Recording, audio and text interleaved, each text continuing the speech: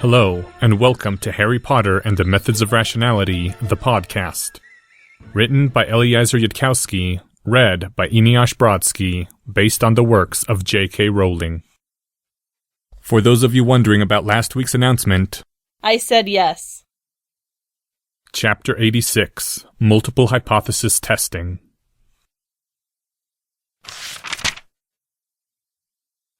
International news headlines of April 7th, 1992. Toronto Magical Tribune. Entire British Wizengamot report seeing boy who lived frighten a Dementor. Expert on magical creatures. Now you're just lying. France, Germany accuse Britain of making the whole thing up. New Zealand spellcrafters diurnal notice. What drove British legislature insane? Could our government be next? Experts list top 28 reasons to believe it's already happened. American Mage. Werewolf Clan to become first inhabitants of Wyoming. The Quibbler. Malfoy flees Hogwarts as Vila powers awaken. Daily Prophet. Legal tricks free Mad Muggleborn as Potter threatens Ministry with attack on Azkaban.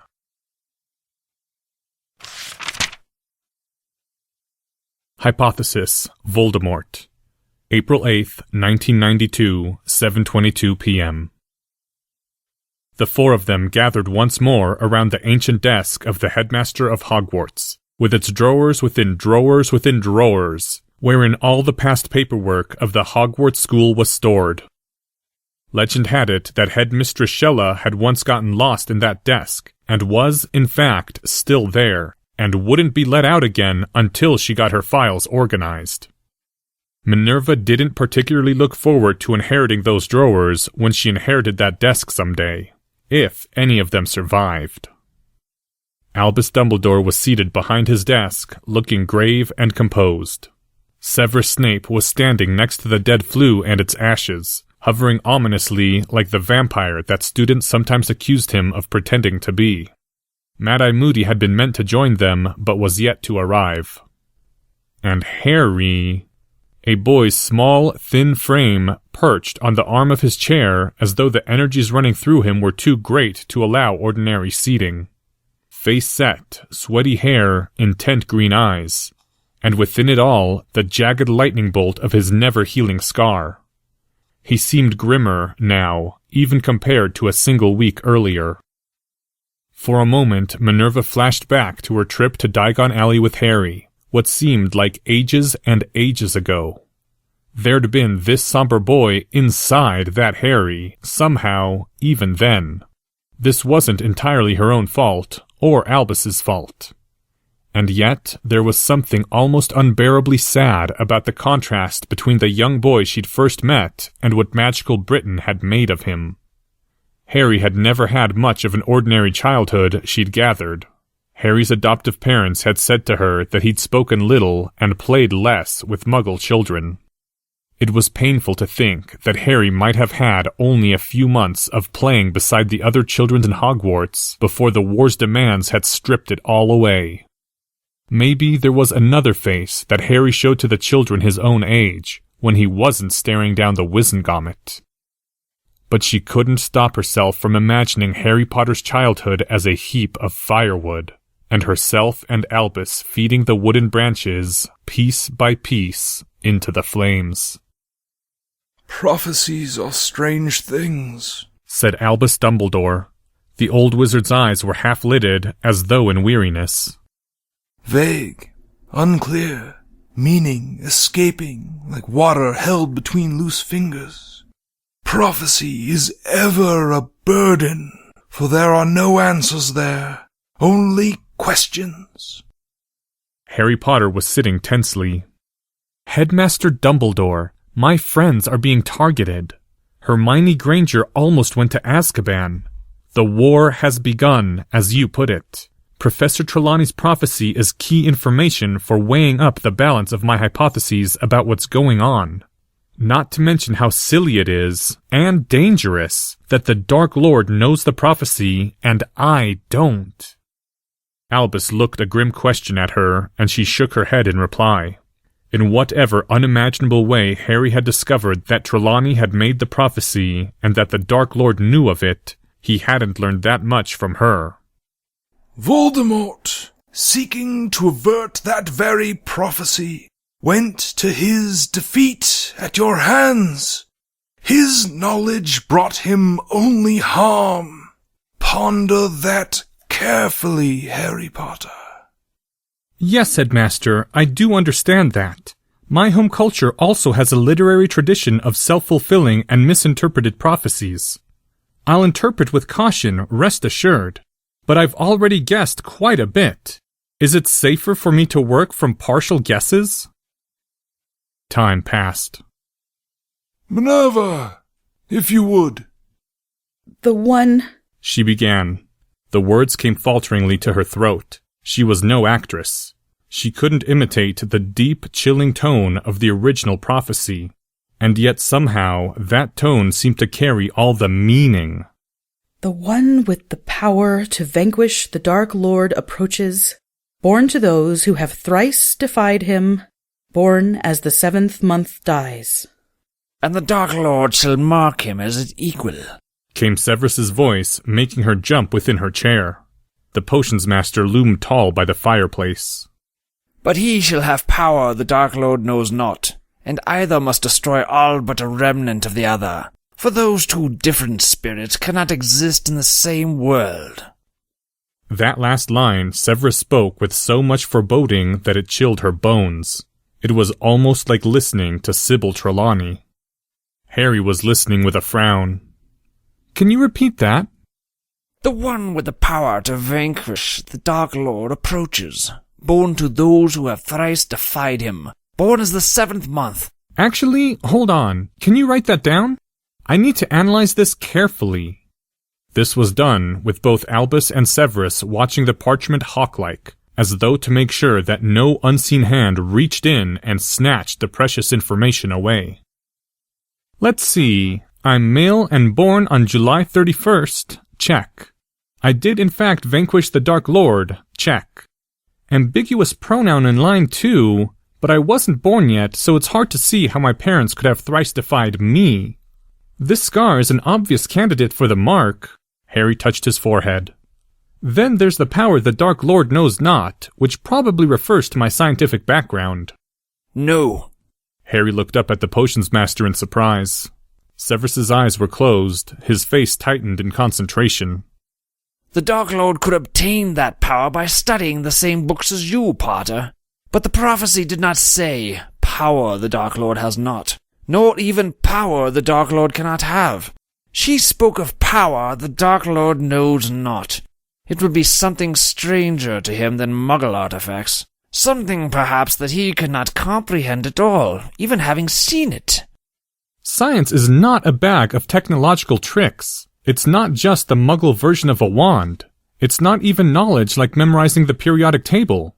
It's a different way of thinking.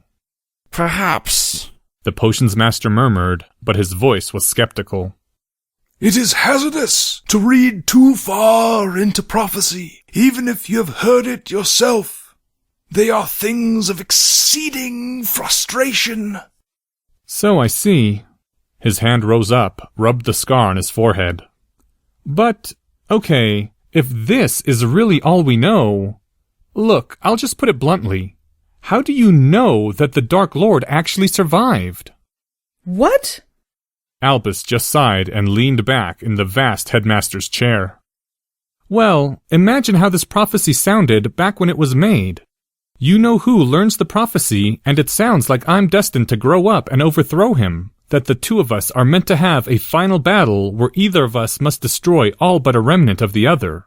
So you know who attacks Godric's Hollow and immediately gets vanquished, leaving behind some remnant which may or may not be his disembodied soul. Maybe the Death Eaters are his remnant, or the Dark Mark.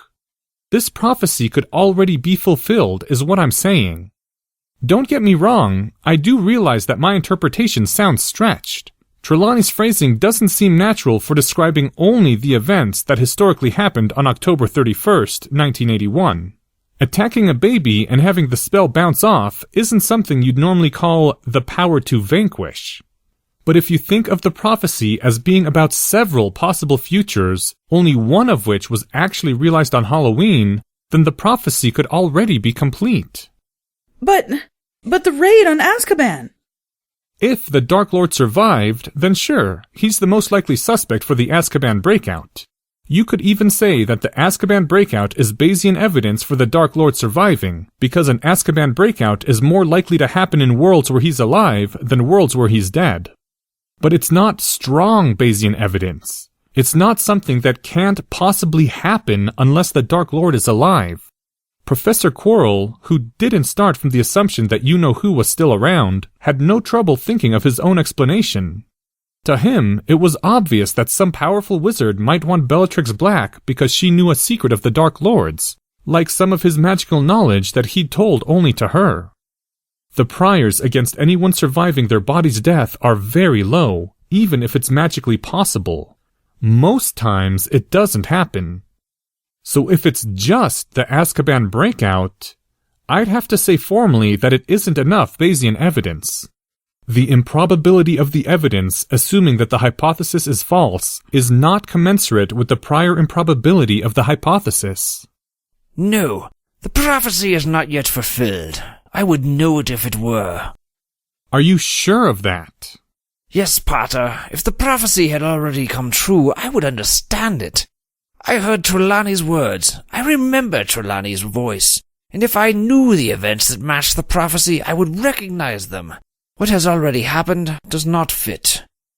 The potions master spoke with certainty. I'm not really sure what to do with that statement. His hand rose up, absently rubbed at his forehead. Maybe it's just what you think happened that doesn't fit, and the true history is different. Voldemort is alive. There are other indications. Such as? Harry's reply was instant. Albus paused. There are terrible rituals by which wizards have returned from death. That much anyone can discern within history and legend. And yet, those books are missing. I could not find them. It was Voldemort who removed them, I am sure. So you can't find any books on immortality, and that proves that You-Know-Who has them? Indeed, there is a certain book, I will not name it aloud, missing from the restricted section of the Hogwarts library. An ancient scroll, which should have been at Borgin and Burke's, with only an empty place on a shelf to show where it was. The old wizard stopped.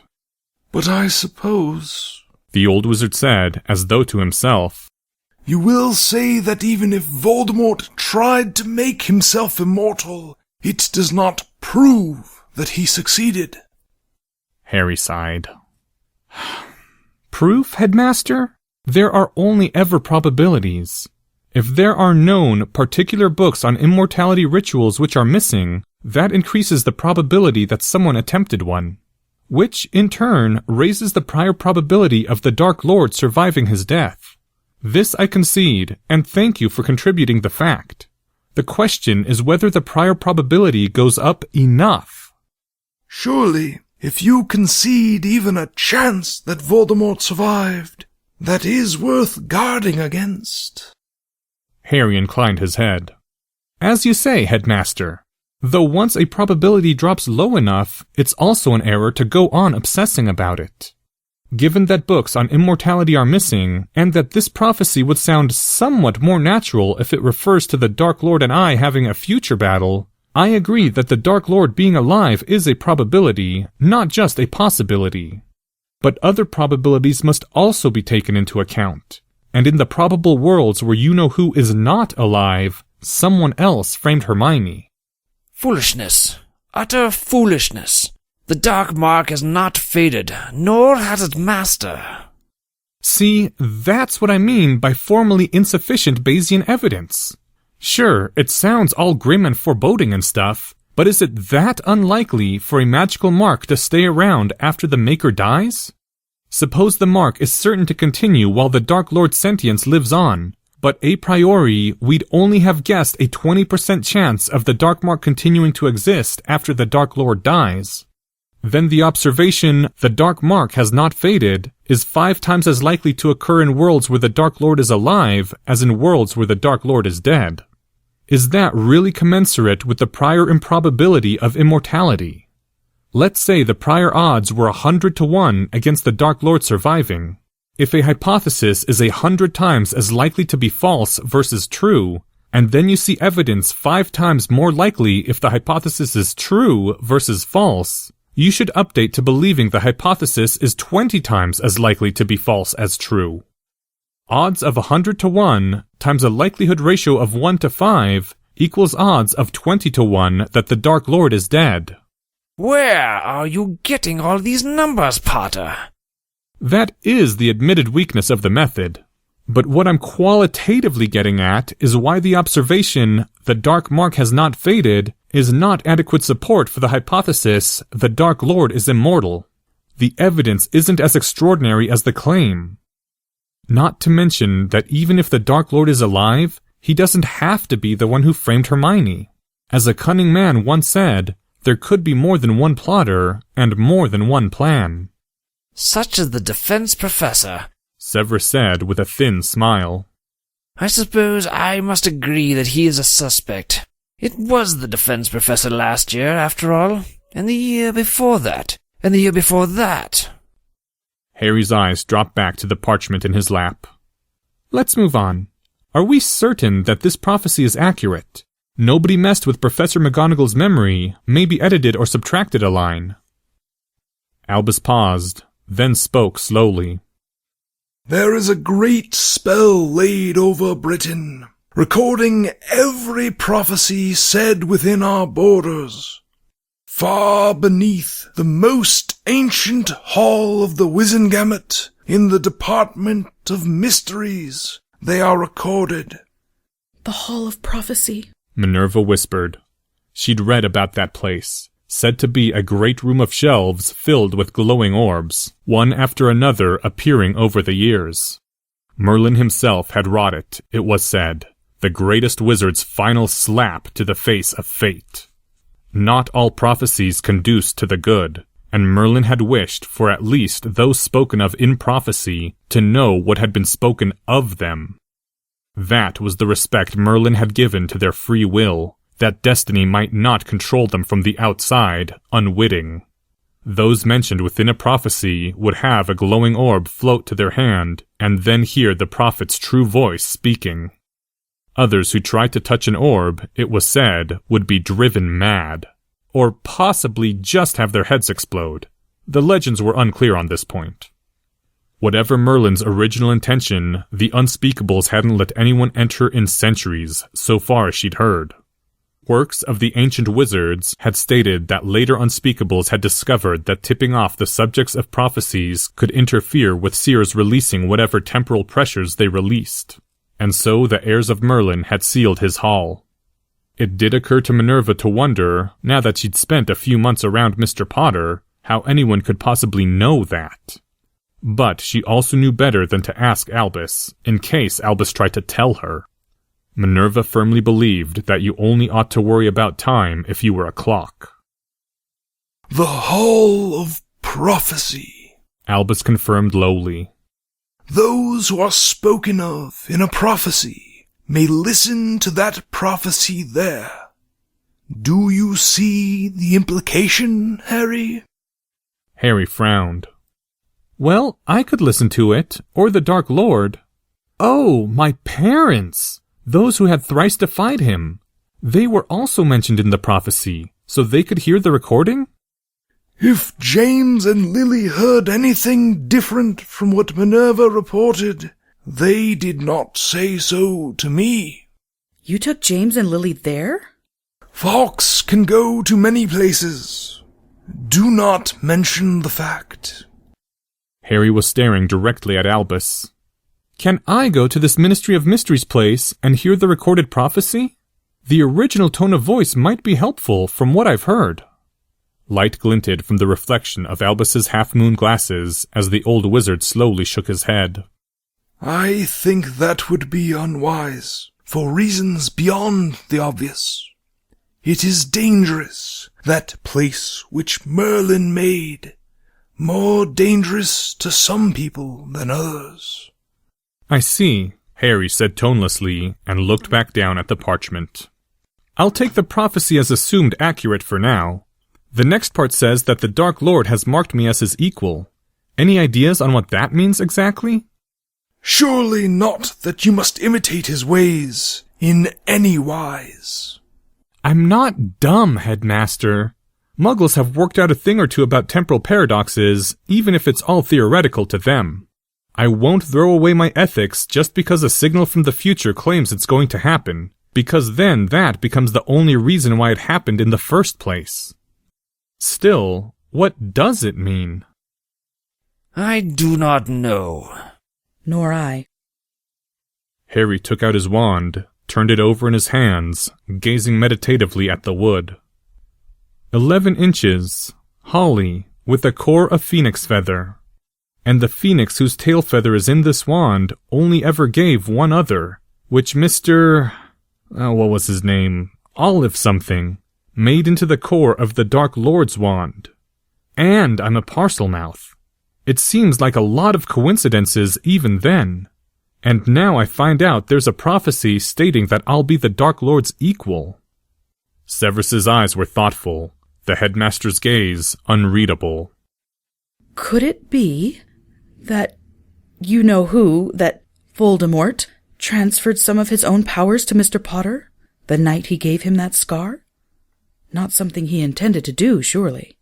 Still, I don't see how Mr. Potter could be his equal if he had any less magic than the Dark Lord himself. Meh, said Harry, still looking meditatively at his wand. I'd fight the Dark Lord without any magic at all if I had to. Homo sapiens didn't become the dominant species on this planet by having the sharpest claws or hardest armor, though I suppose some of that point may be lost on wizards. Still, it's beneath my dignity as a human being to be scared of anything that isn't smarter than I am. And from what I've heard, on that particular dimension, the Dark Lord wasn't very scary. The potions master spoke, his voice taking on some of his customary contemptuous drawl. You imagine yourself more intelligent than the Dark Lord, Potter? Yes, in fact, said Harry, pulling back the left sleeve of his robes and rolling up the shirt sleeve beneath to expose the bare elbow. Oh, that reminds me. Let's make sure nobody here has the clearly visible tattoo in the standard, easily checkable location, which would mark them as a secret enemy spy. Albus made a quieting gesture that halted the potions master before he could say anything scathing. Tell me, Harry, how would you have crafted the dark mark? Non-standard locations, not easily found without embarrassment and fuss, though of course any security-conscious person would check anyway. Make it smaller if possible. Overlay another non-magical tattoo to obscure the exact shape. Better yet, cover it with a layer of fake skin. Cunning indeed. But tell me, suppose you could craft any conditions you wished into the mark, fading it or raising it as you wished. What would you do then? Make it completely invisible at all times, Harry said in tones of stating the obvious. You don't want there to be any detectable difference between a spy and a non-spy. Suppose you are more cunning still. You are a master of trickery, a master of deception, and you employ your abilities to the fullest. Well, the boy stopped, frowning. It seems unnecessarily complicated, more like a tactic a villain would use in a role-playing game than something you'd try in a real-life war. But I suppose you could put fake dark marks on people who aren't really Death Eaters, and keep the dark marks on the real Death Eaters invisible. But then there's the question of why people would start believing in the first place that the dark mark identified a Death Eater. I'd have to think about it for at least 5 minutes if I was going to take the problem seriously. I ask you this, because I did indeed, in the early days of the war, perform such tests as you suggested. The Order survived my folly, only because Alistair did not trust in the bare arms we saw. I had thought, afterwards, that the bearers of the mark might hide it or show it at their will. And yet, when we hide Igor Karkaroff before the Wizengamot, that mark showed clearly on his arm, for all that Karkaroff wished to protest his innocence. What true rule may govern the dark mark, I do not know. Even Severus is still bound by his mark, not to reveal its secrets to any who do not know them. Oh, well that makes it obvious. Wait, hold on. You were a Death Eater? Harry transferred his stare to Severus. Severus returned a thin smile. I still am, so far as they know. Harry, said Albus, eyes only for the boy. What do you mean that makes it obvious? Information Theory 101, the boy said in a lecturing tone. Observing variable x conveys information about variable y if and only if the possible values of x have different probability given different states of y. The instant you hear about anything whatsoever that varies between a spy and a non-spy, you should immediately think of exploiting it to distinguish spies from non-spies. Similarly, to distinguish reality from lies, you need a process which behaves differently in the presence of truth and falsehood. That's why faith doesn't work as a discriminant, while make experimental predictions and test them does. You say someone with the dark mark can't reveal its secrets to anyone who doesn't already know them. So to find out how the dark mark operates, write down every way you can imagine the dark mark might work. Then watch Professor Snape try to tell each of those things to a Confederate, maybe one who doesn't know what the experiment is about. I'll explain binary search later so you can play 20 questions to narrow things down. And whatever he can't say out loud is true. His silence would be something that behaves differently in the presence of true statements about the mark versus false statements, you see. Minerva's mouth was hanging open, she'd realized, and she closed it abruptly. Even Albus looked surprised. And after that, like I said, any behavioral difference between spies and non-spies can be used to identify spies. Once you've identified at least one magically censored secret of the dark mark, you can test someone for the dark mark by seeing if they can reveal that secret to someone who doesn't already know it. Thank you, Mr. Potter. Everyone looked at Severus.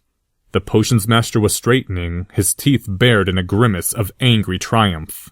Headmaster, I can now speak freely of the mark. If we know we are caught for a Death Eater, before others who have not yet seen our bare arms, our mark reveals itself whether we will it or no. But if they have already seen our arms bared, it does not reveal itself, nor if we are only being tested from suspicion.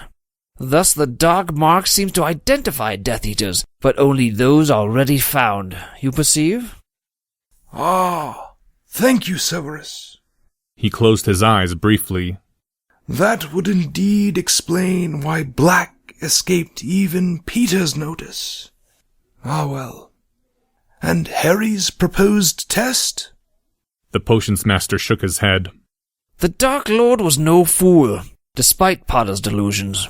The moment such a test is suspected, the mark ceases to bind our tongues. Yet I could not hint at the possibility, but only wait for another to deduce it. Another thin smile. I would award you a good many house points, Mr. Potter, if it would not compromise my cover. But as you can see, the Dark Lord was quite cunning. His gaze grew more distant. Oh, he was very cunning indeed. Harry Potter sat still for a long moment. Then... No, the boy shook his head. No, that can't actually be true. First of all, we're talking about the kind of logic puzzle that would appear in Chapter 1 of a Raymond Smullyan book, nowhere near the level of what Muggle scientists do for a living. And second, for all I know, it took the Dark Lord 5 months of thinking to invent the puzzle I just solved in 5 seconds. Is it that inconceivable to you, Potter, that anyone could be so intelligent as yourself? The potions master's voice held more curiosity than scorn. It's called a base rate, Professor Snape. The evidence is equally compatible with the Dark Lord inventing that puzzle over the course of 5 months, or over the course of 5 seconds. But in any given population, there'll be many more people who can do it in 5 months than in 5 seconds. Harry pasted a hand against his forehead. Darn it, how can I explain this? I suppose, from your perspective, the Dark Lord came up with a clever puzzle, and I cleverly solved it, and that makes us look equal. I remember your first day at potions class, the potions master said dryly. I think you have a ways still to go. Peace, Severus. Harry has already accomplished more than you know. Yet tell me, Harry, why do you believe the Dark Lord is less than you? Surely he is a damaged soul in many ways. But cunning for cunning, you are not yet ready to face him, I would judge. And I know the full tally of your deeds. End first part of Chapter 86. For more on Bayes' theorem, which Harry used extensively in today's episode to draw his conclusions, see this chapter's production notes on the website, hpmorpodcast.com. Thank you to the following people. Minerva McGonagall, read by Autumn Rachel Dryden. Severus Snape by Brian Jones. Dumbledore, Drake Walker. Quibbler Headlines by Phil Fullew. This chapter's original text, production notes, and attribution links, along with archives and much more, can be found at hpmorpodcast.com. If you would like to learn more about the art of rationality, please visit lesswrong.com, an online community of aspiring rationalists founded by Eliezer Yudkowsky. Some sound effects used are courtesy of the Free Sound Project. The music used is Catch That Goblin by Skaven. Thank you for listening, and come back next week for the continuation of Chapter 86, Multiple Hypothesis Testing.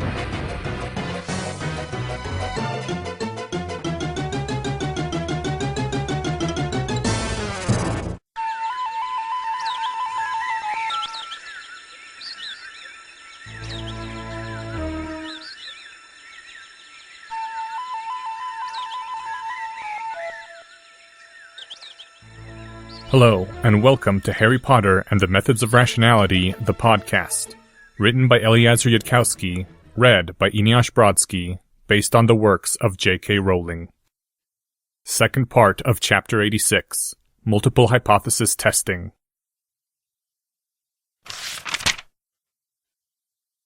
The frustrating thing about this conversation was that Harry couldn't say his actual reasons for disagreeing, which violated several basic principles of cooperative discourse.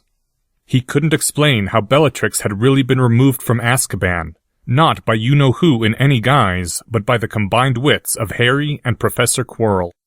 Harry didn't want to say in front of Professor McGonagall that the existence of brain damage implied that there was no such thing as souls, which made a successful immortality ritual, well, not impossible. Harry certainly intended to forge a road to magical immortality someday, but it would be a lot harder and require much more ingenuity than just binding an already existent soul to a lich's phylactery, which no intelligent wizard would bother doing in the first place if they knew their souls were immortal. And the true and honest reason Harry knew the Dark Lord couldn't have been that smart, well, there wasn't any tactful way to say it, but Harry had been to a convocation of the Wizengamot.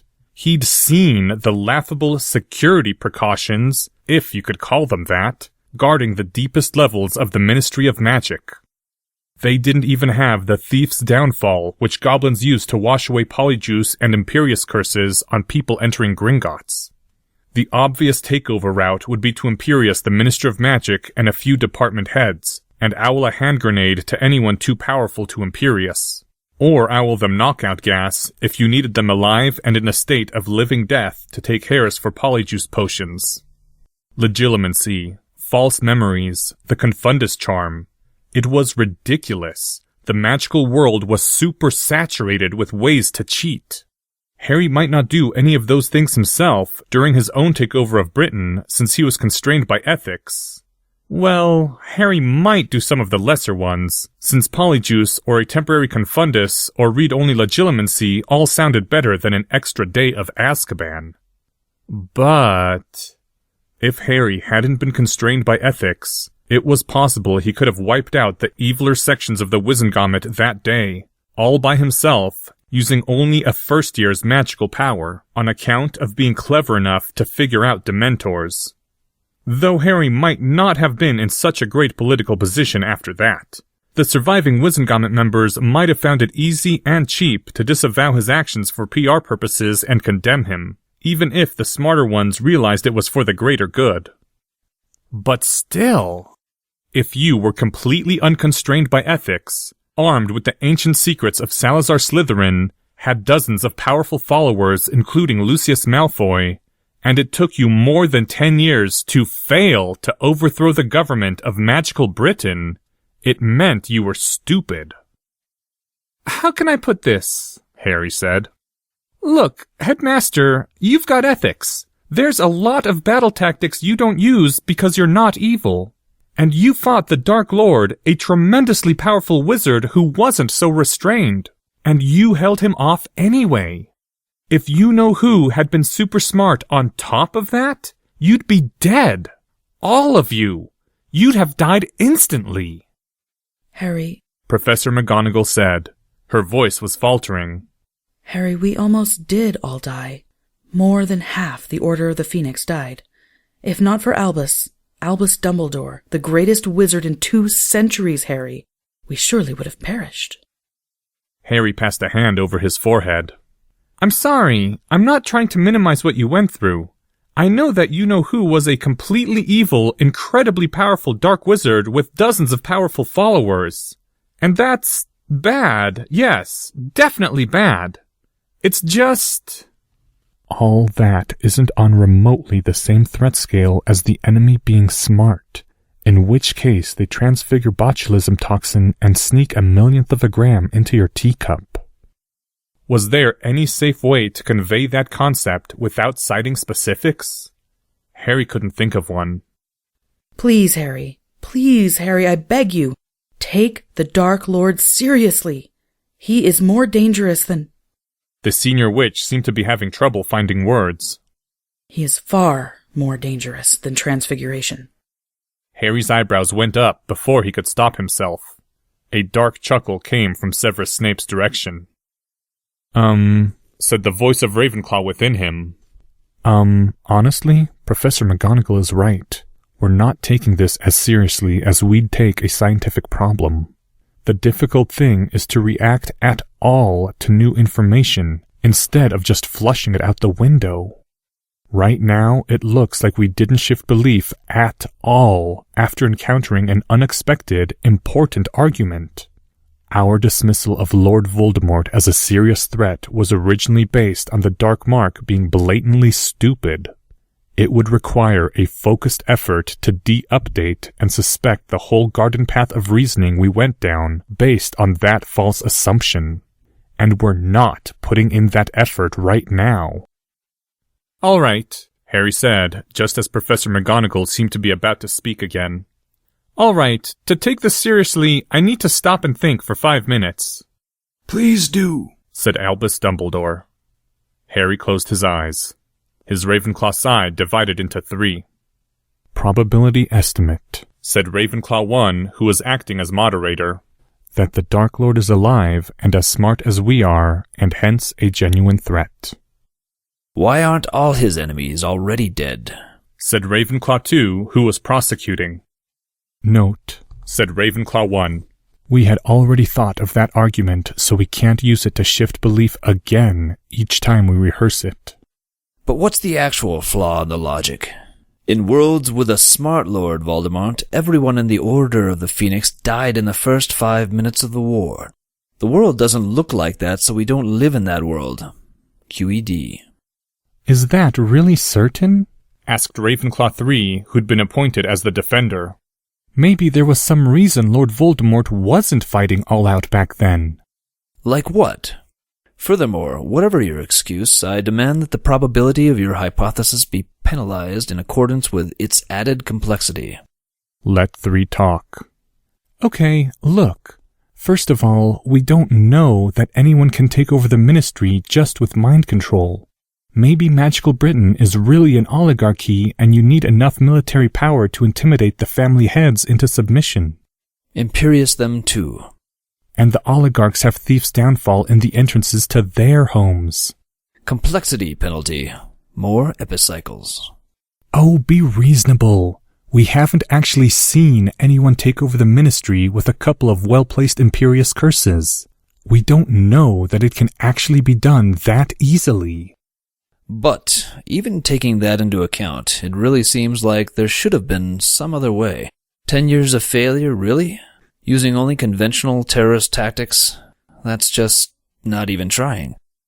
Maybe Lord Voldemort did have more creative ideas, but he didn't want to tip his hand to other countries' governments. Didn't want them to know how vulnerable they were and install Thief's Downfall in their ministries.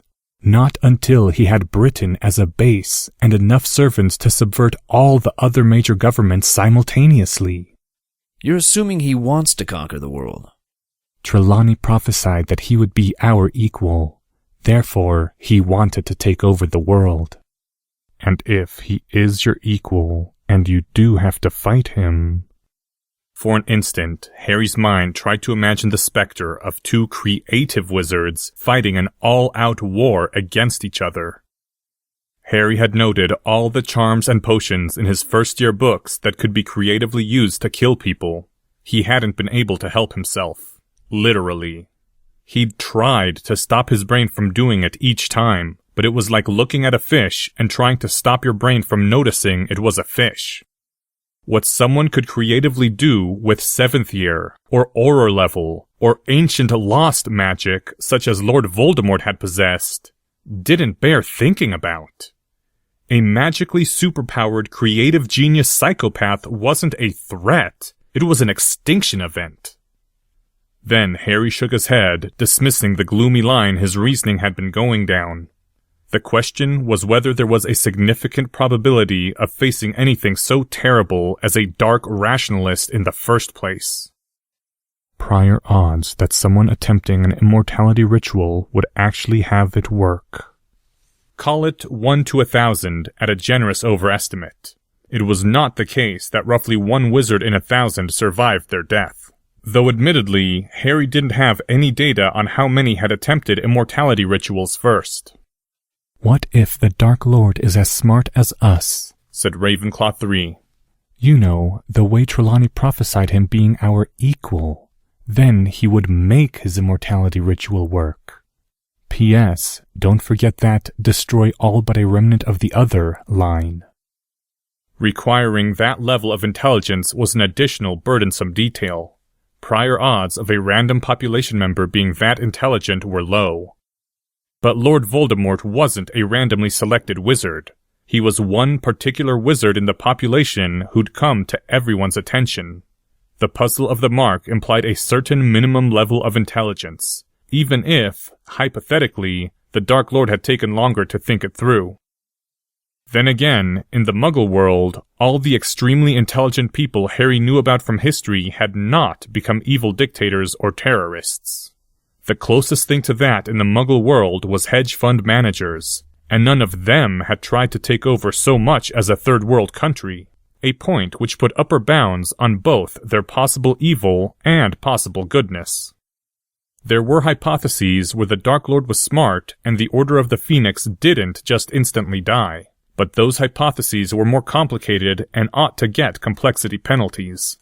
After the complexity penalties of the further excuses were factored in, there would be a large likelihood ratio from the hypotheses the Dark Lord is smart versus the Dark Lord was stupid to the observation the Dark Lord did not instantly win the war.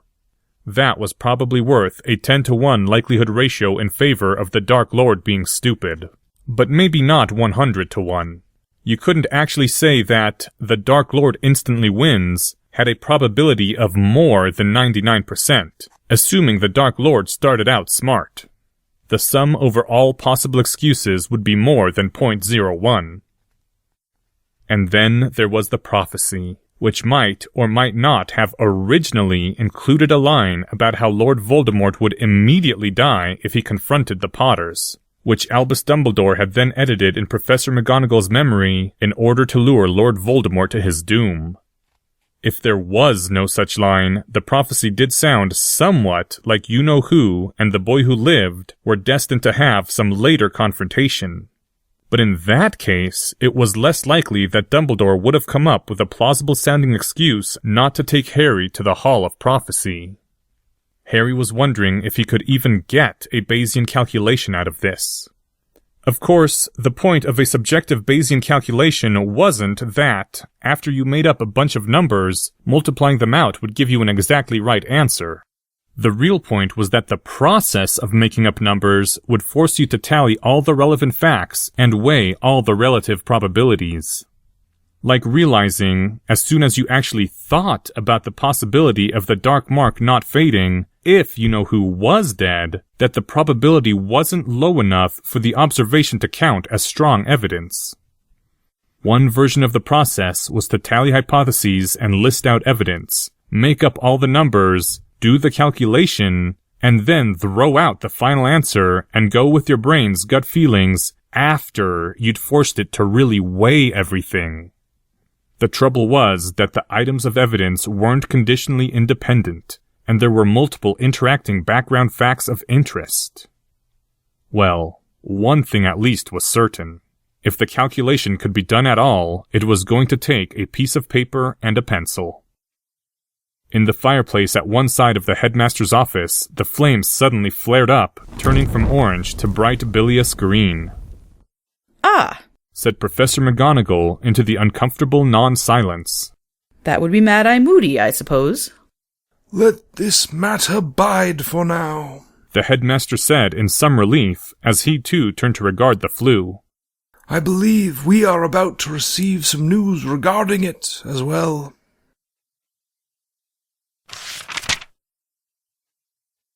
Hypothesis. Hermione Granger. April 8th, 1992, 6:53 p.m.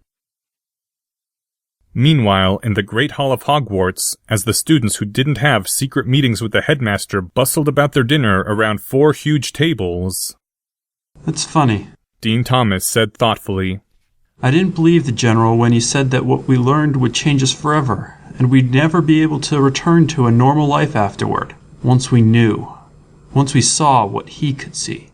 I know, said Seamus Finnegan. I thought it was just a joke too. Like, everything else General Chaos ever said, ever.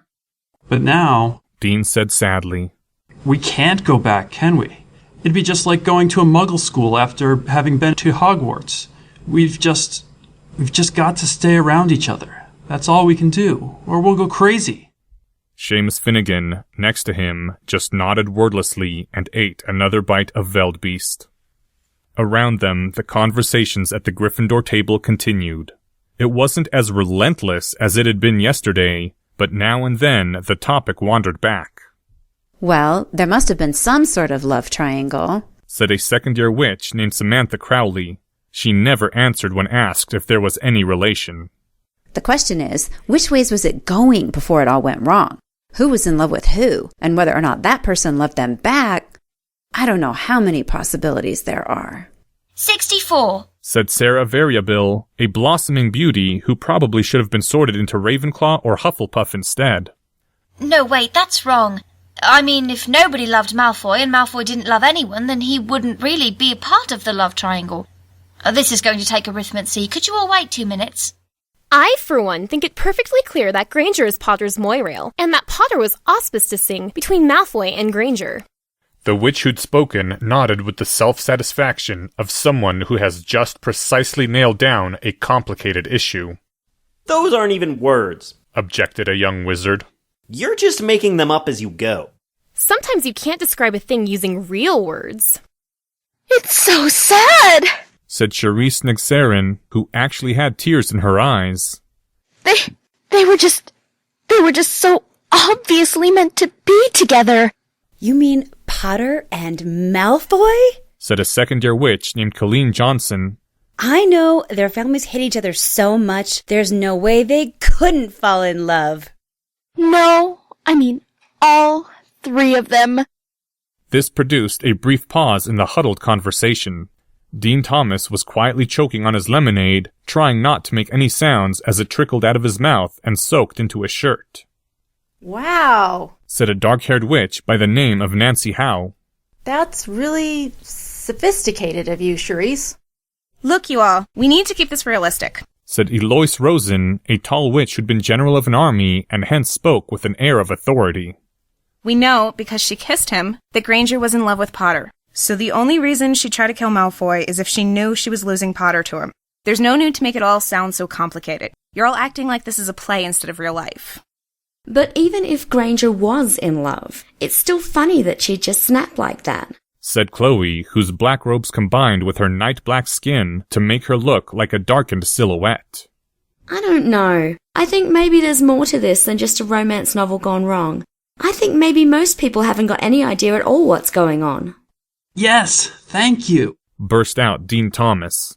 Look, don't you realize, like Harry Potter told us, if you didn't predict that something would happen, if it took you completely by surprise, then what you believed about the world when you didn't see it coming isn't enough to explain...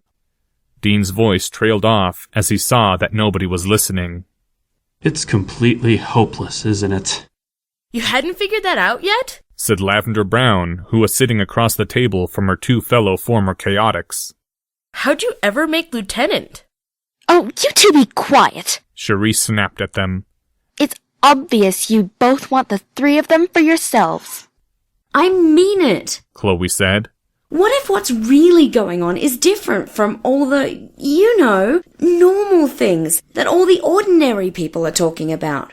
What if somebody made Granger do what she did, just like Potter was trying to tell everyone? I think Chloe's right, said a foreign-looking boy wizard who always introduced himself as Adrian Turnipseed, though his parents had actually named him Mad Drongo. I think this whole time there has been a hidden hand, shaping all that has happened. One person who is behind everything from the beginning. And I don't mean Professor Snape either. You don't mean... gasped Sarah.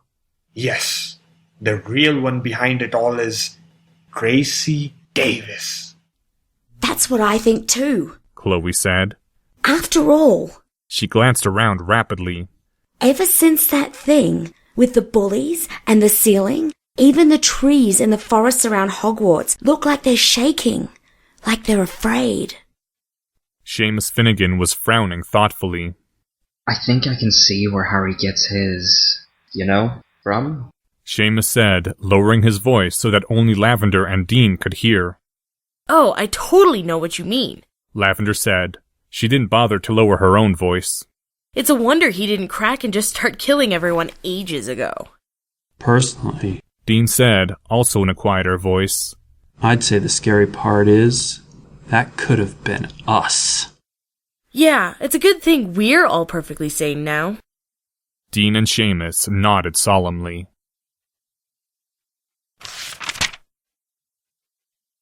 Hypothesis, GL. April 8th, 1992, 8:08 p.m. The flue fire in the headmaster's office blazed a bright pale green, the fire concentrating in on itself into a spinning emeraldine whirlwind, and then flared even brighter and spit a human figure into the air.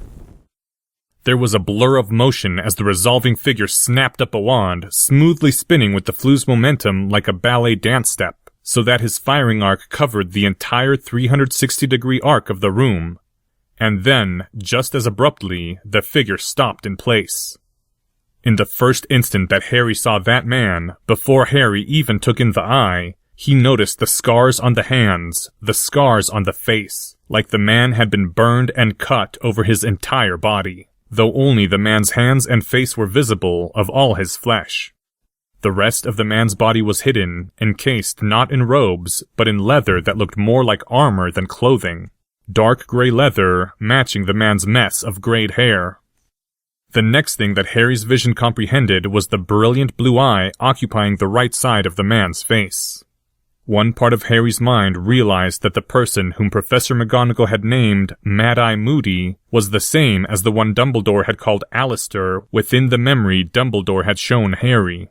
An image from before whatever event had scarred every inch of the man's body and taken a chunk out of his nose.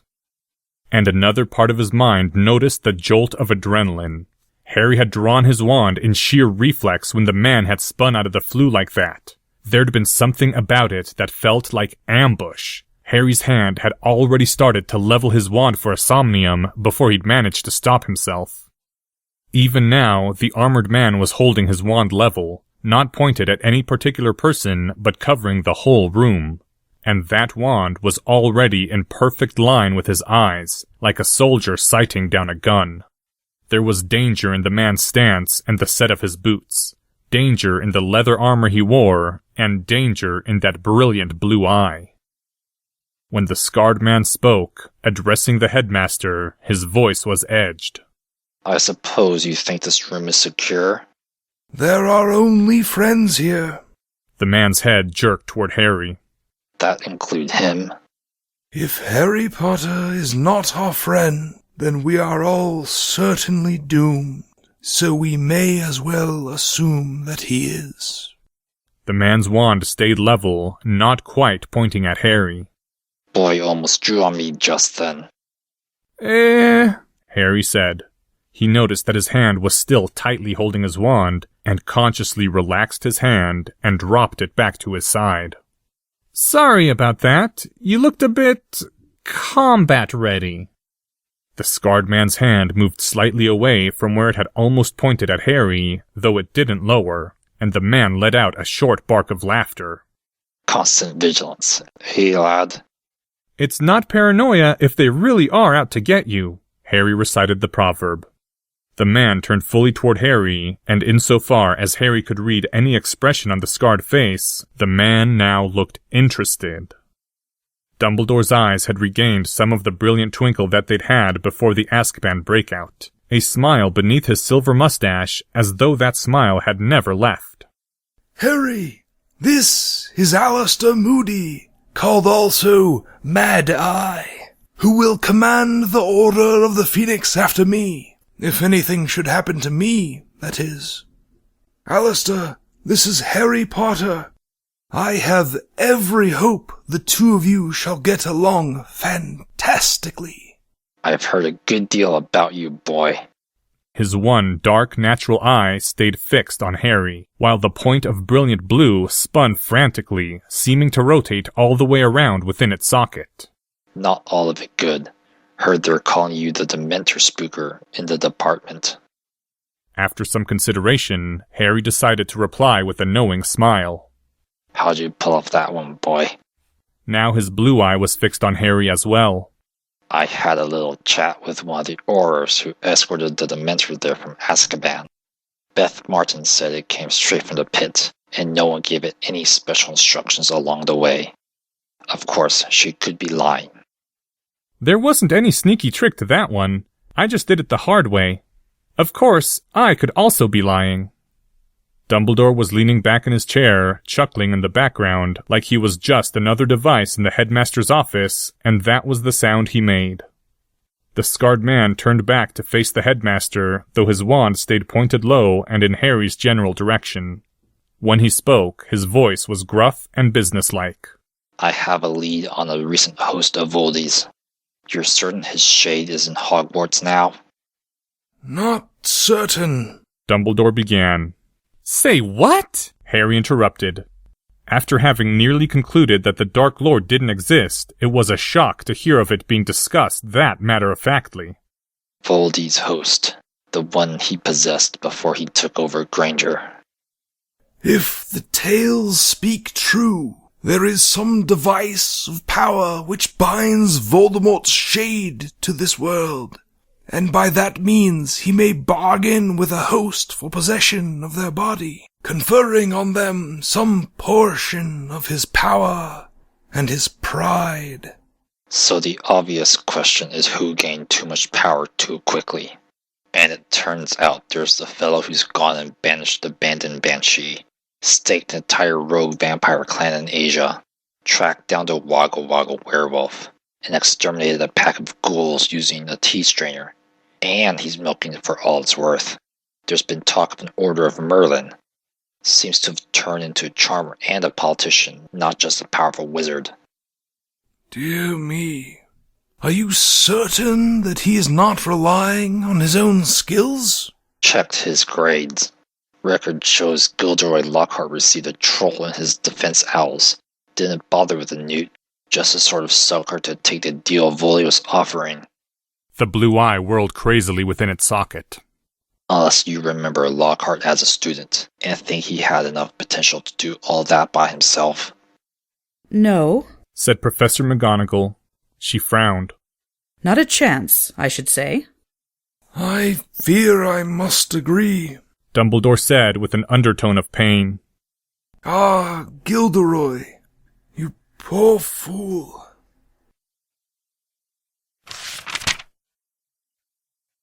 End second part of Chapter 86. Thank you to the following people. Mad-Eye Moody. James. Dumbledore. Drake Walker. Minerva McGonagall, read by Autumn Rachel Dryden. Severus Snape by Brian Jones. Lavender Brown by Paige Smith. Dean Thomas, David Liu. This chapter's original text, production notes, and attribution links, along with archives and much more, can be found at hpmorpodcast.com. If you would like to learn more about the art of rationality, please visit lesswrong.com, an online community of aspiring rationalists founded by Eliezer Yudkowsky. Some sound effects used are courtesy of the Free Sound Project. The music used is Catch That Goblin by Skaven. Thank you for listening, and come back next week for the third part of Chapter 86, Multiple Hypothesis Testing.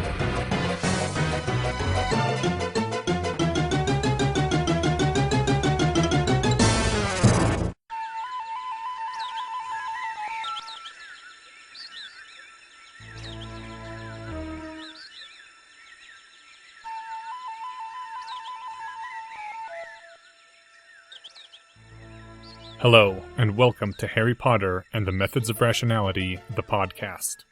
Written by Eliezer Yudkowsky, read by Eneasz Brodsky, based on the works of J.K. Rowling. Third part of Chapter 86, Multiple Hypothesis Testing.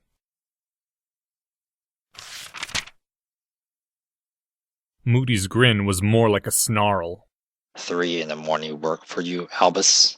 Lockhart should be at his home tonight. Harry listened to this with increasing alarm, wondering if even the Ministry had any rules about magistrates needing to issue warrants, never mind the illegal vigilante organization Harry now seemed to have joined. Excuse me, what exactly happens at 3 a.m? There must have been something in Harry's voice that gave him away because the scarred man whirled on him. You have a problem with that, boy? Harry paused, trying to figure out how to phrase this to the stranger. You want to take him down yourself? Get revenge for your parents, eh? No, Harry said as politely as he could. Honestly, look, if we knew for certain he was a willing host of you-know-who, that's one thing. But if we're not sure and you're heading off to kill him... Kill? Mad-Eye Moody snorted. It's what's locked up in his head that we need from him, boy. Moody tapped his forehead. If we're lucky, Voldy can't wipe the sucker's memories as easy as in his living days, and Lockhart will remember what the Horcrux looked like.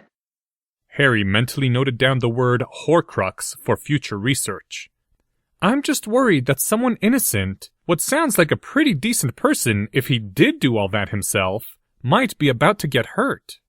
Horrors hurt people. Bad people if you're lucky. Some days you won't be lucky, and that's all there is to it. Just remember, dark wizards hurt a lot more people than we do. Harry took a deep breath. Can you at least try not to hurt this person, in case he's not... What is a first year doing in this room, Albus? Demanded the scarred man, now whirling to face the headmaster. And don't tell me it's for what he did when he was a baby. Harry Potter is not an ordinary first year. He has already accomplished feats impossible enough to shock even me, Alistair. His is the only intellect in the Order which might someday match that of Voldemort himself, as you or I never could. The scarred man leaned over the headmaster's desk. He's a liability. Naive. Doesn't know a bloody thing about what war's like. I want him out of here and all his memories of the Order are wiped before one of Voldy's servants plucks him straight out of his mind. I'm an Occlumens, actually. Mad-Eye Moody directed a narrow look at the headmaster, who nodded. And then the scarred man turned to face Harry, their gazes meeting. The sudden fury of the Legilimency attack almost made Harry fall off his chair, as a blade of white-hot steel cut into the imaginary person at the forefront of his mind. Harry hadn't had a chance to practice since Mr. Bester's training, and Harry very nearly lost his grip on the imaginary person the back of his mind was pretending to be, as that person's world turned into searing lava and a furious probe of questions. Harry almost lost his grip on only pretending to hallucinate, only pretending to be the imaginary person that was screaming in shock and pain as the Legilimency tore apart his sanity and reshaped him to believe that he was on fire. Harry managed to break eye contact, dropping his eyes to Moody's chin. You're out of practice, boy. Harry wasn't looking at the man's face, but his voice was deadly grim. And I'll warn you of this but once. Voldy isn't like any other Legilimens in recorded history. He doesn't need to look you in the eyes. And if your shields are that rusty, he'd creep in so softly you'd never notice a thing. Duly noted, Harry said to the scarred chin. Harry was more shaken than he'd have admitted. Mr. Bester hadn't been anywhere near that powerful, and had never tested Harry like that. Pretending to be someone hurting that much had... Harry couldn't find words for describing what it felt like to contain an imaginary person in that much pain, but it hadn't been normal. Do I get any credit for being an Occlumens in the first place? So you think you're all grown up already, eh? Look me in the eyes. Harry strengthened his shields and looked once more into the dark gray eye and the brilliant blue. Ever watched someone die? My parents. I recovered the memory in January when I went in front of a Dementor to learn the Patronus charm. I remember you-know-whose voice. A chill went through Harry's body, his wand twitching in his hand. My main tactical report is that you-know-who could speak the killing curse in less than half a second, but you probably already knew that.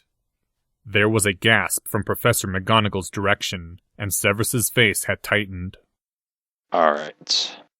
A strange, thin grin twisted up the lips within the scarred face. I'll make you the same offer I'd make any trainee or land one touch on me, boy. One hit, one spell, and I'll concede your right to talk back to me. Alistair! Exclaimed Professor McGonagall's voice. Surely that's an unreasonable test. Mr. Potter, whatever his other merits, does not have 100 years of fighting experience. Harry's eyes made a lightning dart around the room, passing over the peculiar devices, glancing past Dumbledore and Severus and the Sorting Hat, settling briefly here and there. Harry couldn't see Professor McGonagall from where he was, but that didn't matter. There was only one device he'd really wanted to look at, and the point of all the other glances had just been to conceal which one.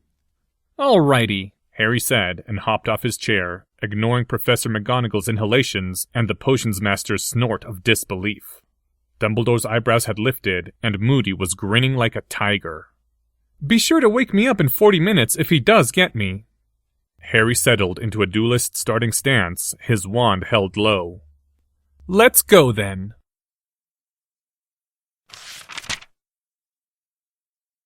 Harry opened his eyes, his head feeling like it had been stuffed with cotton wool. Everyone else was gone from the headmaster's office, the flue fire dimmed. Only Dumbledore still waited behind the desk. "Hello, Harry," the headmaster said quietly. "I didn't even see him move," Harry marveled, muscles creaking as he sat up. "You were standing 2 paces away from Alistair Moody, and you took your eyes off his wand." Harry nodded as he took the cloak of invisibility out of his pouch. "I mean, I was taking the dueling stance so that he'd think I was a standard idiot and underestimate me, but I have to admit, that was impressive. So, you planned it all along, Harry? Of course. Note how I'm doing this as soon as I wake up, rather than pausing to think of it. Harry drew the hood of the cloak over his head and glanced back up at the wall clock he'd surreptitiously glanced at earlier. It had then shown around 23 minutes after 8, and now it was 5 minutes after 9.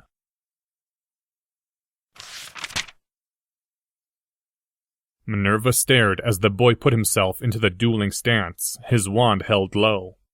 For a second, Minerva wondered if Harry might possibly... No, that was completely ridiculous. It was Mad-Eye Moody, and that was beyond impossible. Of course, that was what she'd thought about his partial transfiguration, too. "Let's go, then," Harry said, and fell over. Severus gave a single chuckle. Mr. Potter has his points, I must confess, though I would never say it while he was awake, and if you repeat the words I shall deny them, for the boy's ego is quite large enough already. Mr. Potter does have his points, Mad-Eye, but dueling is not among them. Mad-Eye's own chuckle was lower and grimmer. Oh yes, only fools duel. Standing like that and waiting for me to attack. What was the boy thinking? Why, I ought to give him a scar to remember this occasion. Alistair! Barked Albus, just as she cried, "Stop!" Severus dashed forward, and Mad-Eye Moody deliberately leveled his wand on Harry Potter's body. "Stupefy!" Mad-Eye's body seemed to almost flicker as he spun on his wooden foot like lightning, faster than she'd ever seen anyone move without magic. The red stunning hex passing through the suddenly empty air and barely missing Severus to crash into the opposite wall.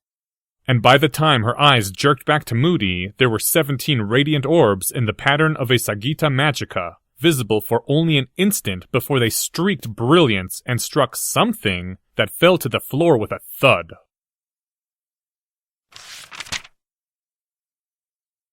Hello again, Harry. "I cannot believe that guy's reaction time," Harry said, brushing off his cloak as he stood up from where he'd been lying invisible on the floor, unseen by his previous self. "I can't believe his movement speed either. I'm going to have to figure out some way to zap him without speaking an incantation that gives it away."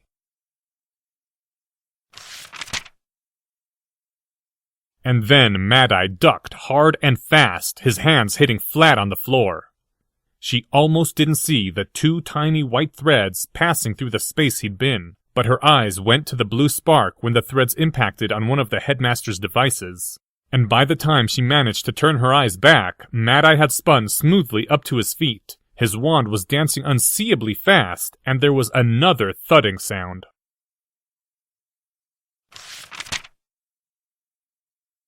Hello again, Harry. "Pardon me, Headmaster, but could you let me go down your stairs, and then come back up again before I make the final jump backward? This is going to take longer than 1 hour of preparation."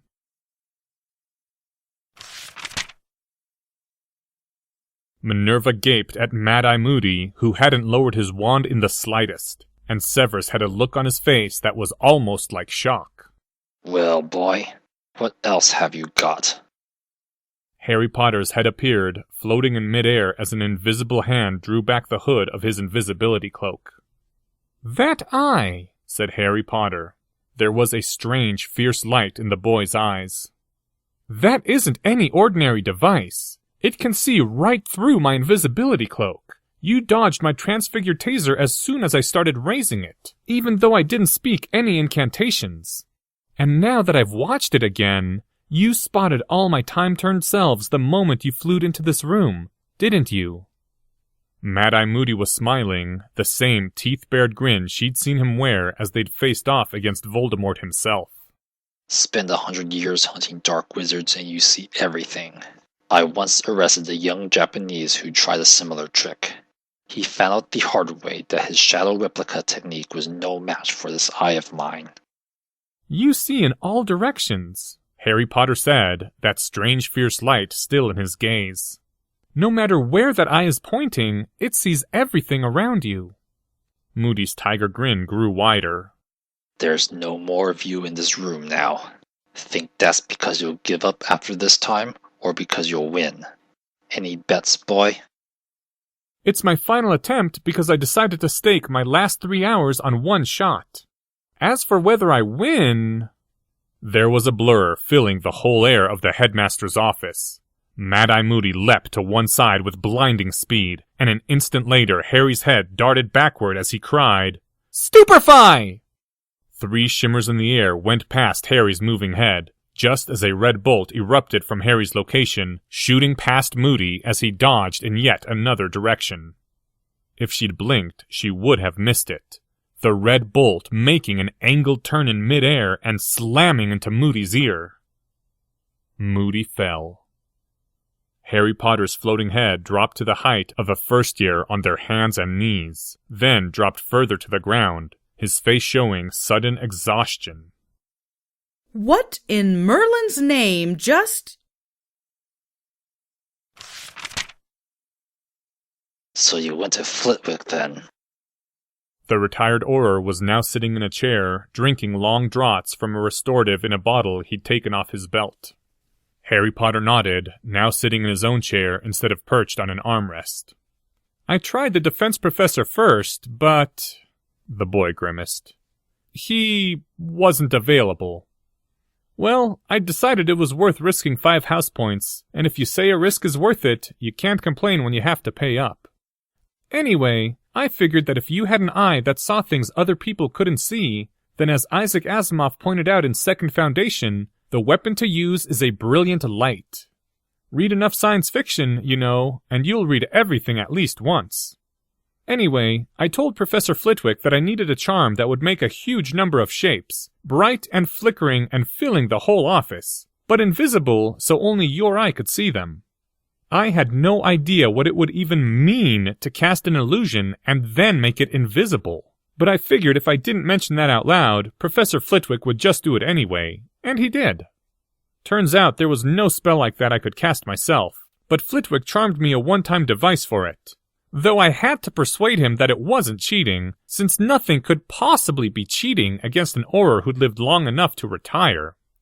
And then I still didn't see how I could hit you when you were moving that fast. So I asked about targeted spells, and that was when Flitwick showed me that hex I cast at the end, the Swerving Stunner.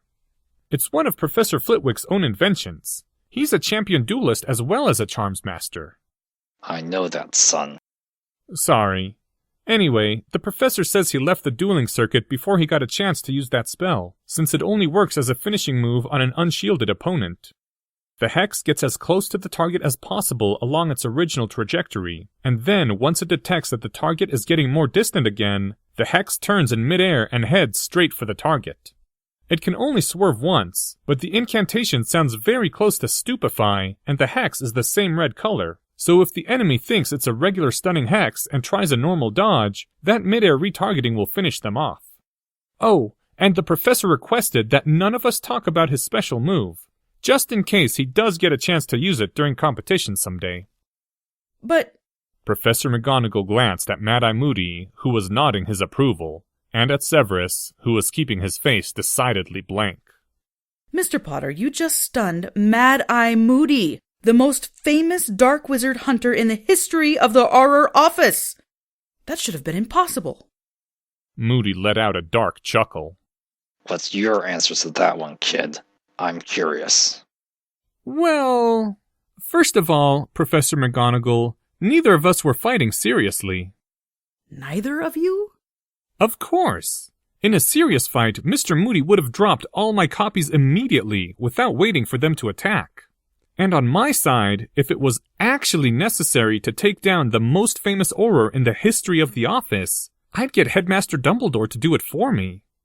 And beyond that, since that wasn't a real fight... Harry paused. How can I put this? Wizards are used to duels where people fight back and forth with spells for a while. But if two muggles with guns stand in a small room and fire bullets at each other, then whoever hits first wins. And if one of them is deliberately missing his shots, giving the other person one chance after another, like Mr. Moody gave me one chance after another, Well, you'd have to be pretty pathetic to lose. Oh, not that pathetic, Moody said with a slightly threatening grin.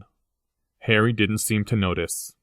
You might say that Mr. Moody was testing me to see if I would try to fight him or try to win. That is, whether I'd carry out the role of somebody fighting, use standard spells I already knew, even though I didn't expect the consequences of that action to be victory, or if I'd search through unusual plans until I found something that could win. Like the difference between a student who sits in class because that's what students do, versus a student who cares enough to ask themselves what it takes to actually learn a piece of material, and practices however necessary.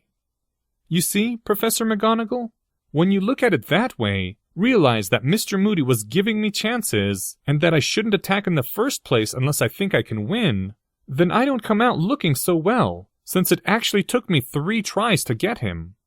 Plus, like I said, in a real fight, Mr. Moody could have turned himself invisible, or put up shields. Don't go relying too much on shields, boy.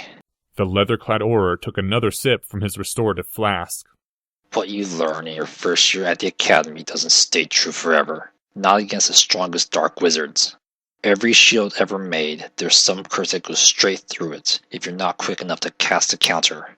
And there's one curse that goes through everything, and it's a curse any Death Eater will use. Harry Potter nodded gravely. Right, some spells are impossible to block. I'll remember that, in case anyone casts the killing curse at me. Again. That kind of cleverness gets people killed, boy, and don't you forget it. A sad-sounding sigh from the boy who lived. I know. Sorry. So, son, you had something to say about when Albus and I go after Lockhart? Harry opened his mouth, then paused. I won't tell you how to run a war, the boy who lived said eventually. I don't have any experience at that. All I know is that there are consequences. Please be advised that my own assessment is that Lockhart is probably innocent, so if you can avoid hurting him without too much risk... The boy shrugged. I don't know the cost. Just, please, if you can, be careful not to hurt him if he's innocent. If I can. And you're aiming to look through his mind for evidence about the Dark Lord, aren't you? I don't know what the rules are in Magical Britain about admissible evidence, but everyone's always guilty of breaking some law or another. There's just too many laws. So if it's not about the Dark Lord, don't turn him into the Ministry. Just obliviate him and go, okay? Moody frowned. Son, nobody gains power that fast without being up to something.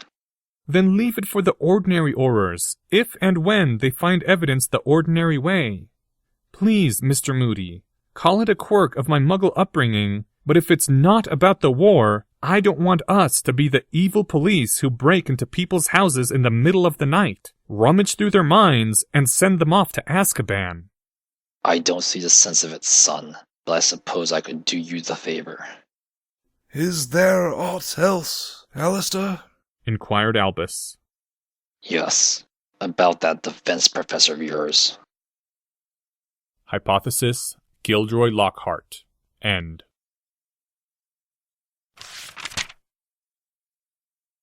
Hypothesis, Dumbledore. April 9th, 1992, 5:32 p.m. As Professor Quirrell slowly raised up his tea, the teacup jerked in midair, sending the dark translucent liquid just barely slopping over the side, so that only 3 single drops crawled down the side of the teacup. Harry would have missed it if he hadn't happened to be watching closely, for Professor Quirrell's hand was perfectly steady on the cup before and after.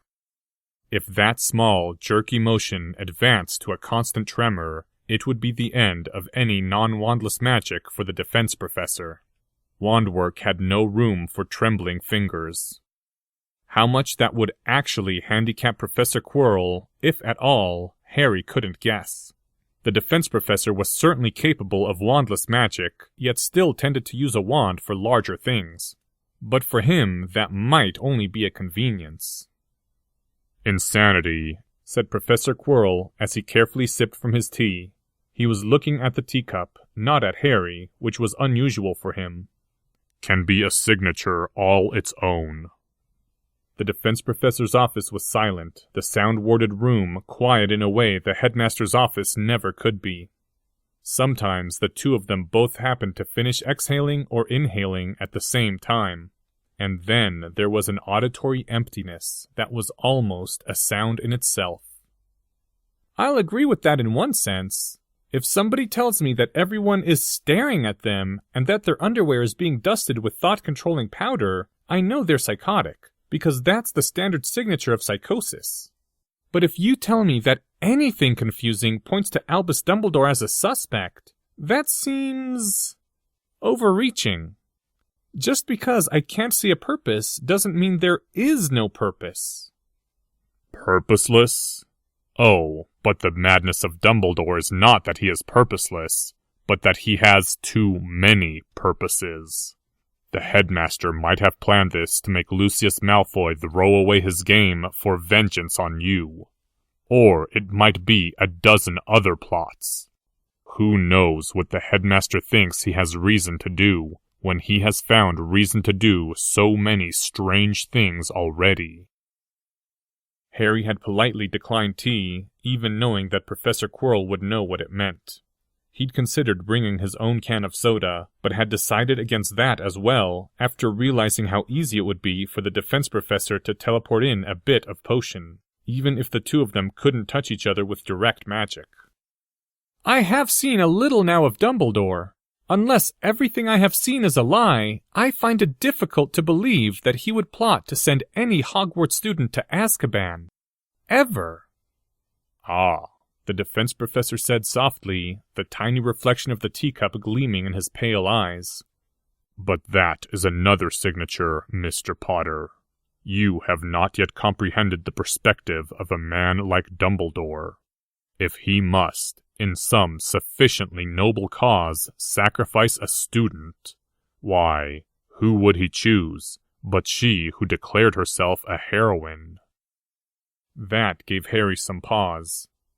It might just be hindsight bias, but that did seem to concentrate some of that hypothese's probability mass onto framing Hermione in particular. Similarly, Professor Quirrell had predicted in advance that Dumbledore might target Draco. But if it's you behind all this, Professor, you might have shaped your plans to frame the headmaster and taken care to cast suspicion on him in advance. The concept of evidence had something of a different meaning when you were dealing with someone who had declared themselves to play the game at one level higher than you. I see your point, Professor, Harry said evenly, giving no hint of his other thoughts. So you think it most probable that it was the headmaster who framed Hermione? Not necessarily, Mr. Potter. Professor Quirrell drained his teacup in one swallow and then set it down, the cup making a sharp rap as it descended. There is also Severus Snape, though what he might think to gain from this I could not guess. Thus, he is not my prime suspect either. Then who is? Harry said, somewhat puzzled. Professor Quirrell surely wasn't about to reply, you know who. The Aurors have a rule. Investigate the victim. Many would-be criminals imagine that if they are the apparent victims of a crime, they shall not be suspected. So many criminals imagine it, indeed, that every senior Auror has seen it a dozen times over. You're not seriously trying to convince me that Hermione... The defense professor was giving Harry one of those slit-eyed looks that meant he was being stupid. Draco? Draco had been interrogated under Veritaserum, but Lucius might have had enough control to subvert Aurors to... Oh. You think Lucius Malfoy set up his own son?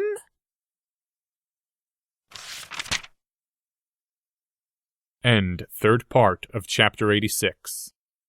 Thank you to the following people. Mad-Eye Moody, James. Dumbledore, Drake Walker. Minerva McGonagall, read by Autumn Rachel Dryden. Severus Snape by Brian Jones.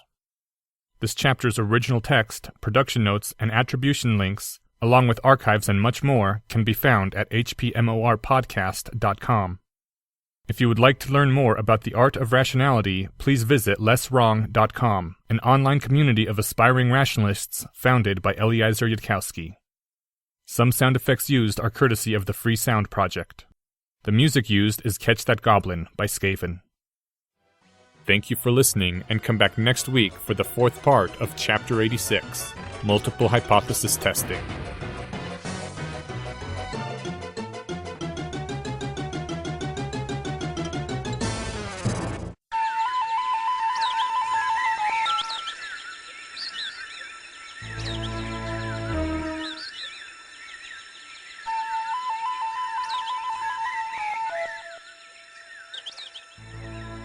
Hello, and welcome to Harry Potter and the Methods of Rationality, the podcast. Written by Eliezer Yudkowsky, read by Eneasz Brodsky, based on the works of J.K. Rowling. Fourth part of Chapter 86, Multiple Hypothesis Testing.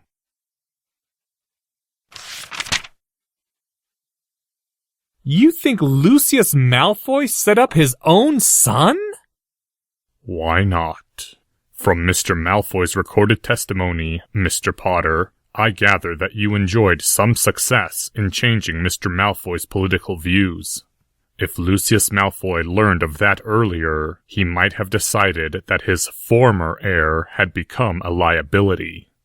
I don't buy it. You are being wantonly naive, Mr. Potter. The history books are full of family disputes turned murderous, for inconveniences and threats far less than those which Mr. Malfoy posed to his father. I suppose next you will tell me that Lord Malfoy of the Death Eaters is far too gentle to wish his son such harm. Well, yes, frankly. Love is real, Professor, a phenomenon with observable effects. Brains are real, emotions are real, and love is as much a part of the real world as apples and trees. If you made experimental predictions without taking parental love into account, you'd have a heck of a time explaining why my own parents didn't abandon me at an orphanage after the incident with the science project. The defense professor did not react to this at all. Harry continued. From what Draco says, Lucius prioritized him over important Wizengamot votes. That's significant evidence, since there's less expensive ways to fake love if you just want to fake it. And it's not like the prior probability of a parent loving their child is low. I suppose it's possible that Lucius was just taking on the role of a loving father, and he renounced that role after he learned Draco was consorting with Muggleborns. But as the saying goes, Professor, one must distinguish possibility from probability. All the better the crime, if no one would believe it of him. And how would Lucius even memory charm Hermione in the first place, without setting off the wards? He's not a professor. Oh, right. You think it's Professor Snape. Wrong. Lucius Malfoy would trust no servant with that mission. But suppose some Hogwarts professor, intelligent enough to cast a well-formed memory charm but of no great fighting ability, is visiting Hogsmeade. From a dark alley, the black-clad form of Malfoy steps forth. He would go in person for this, and speaks to her a single word. Imperio. Legilimens, rather. I do not know if the Hogwarts wards would trigger for a returning professor under the Imperius curse.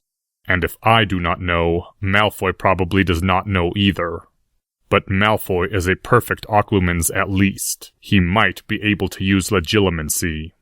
And for the target, perhaps Aurora Sinistra.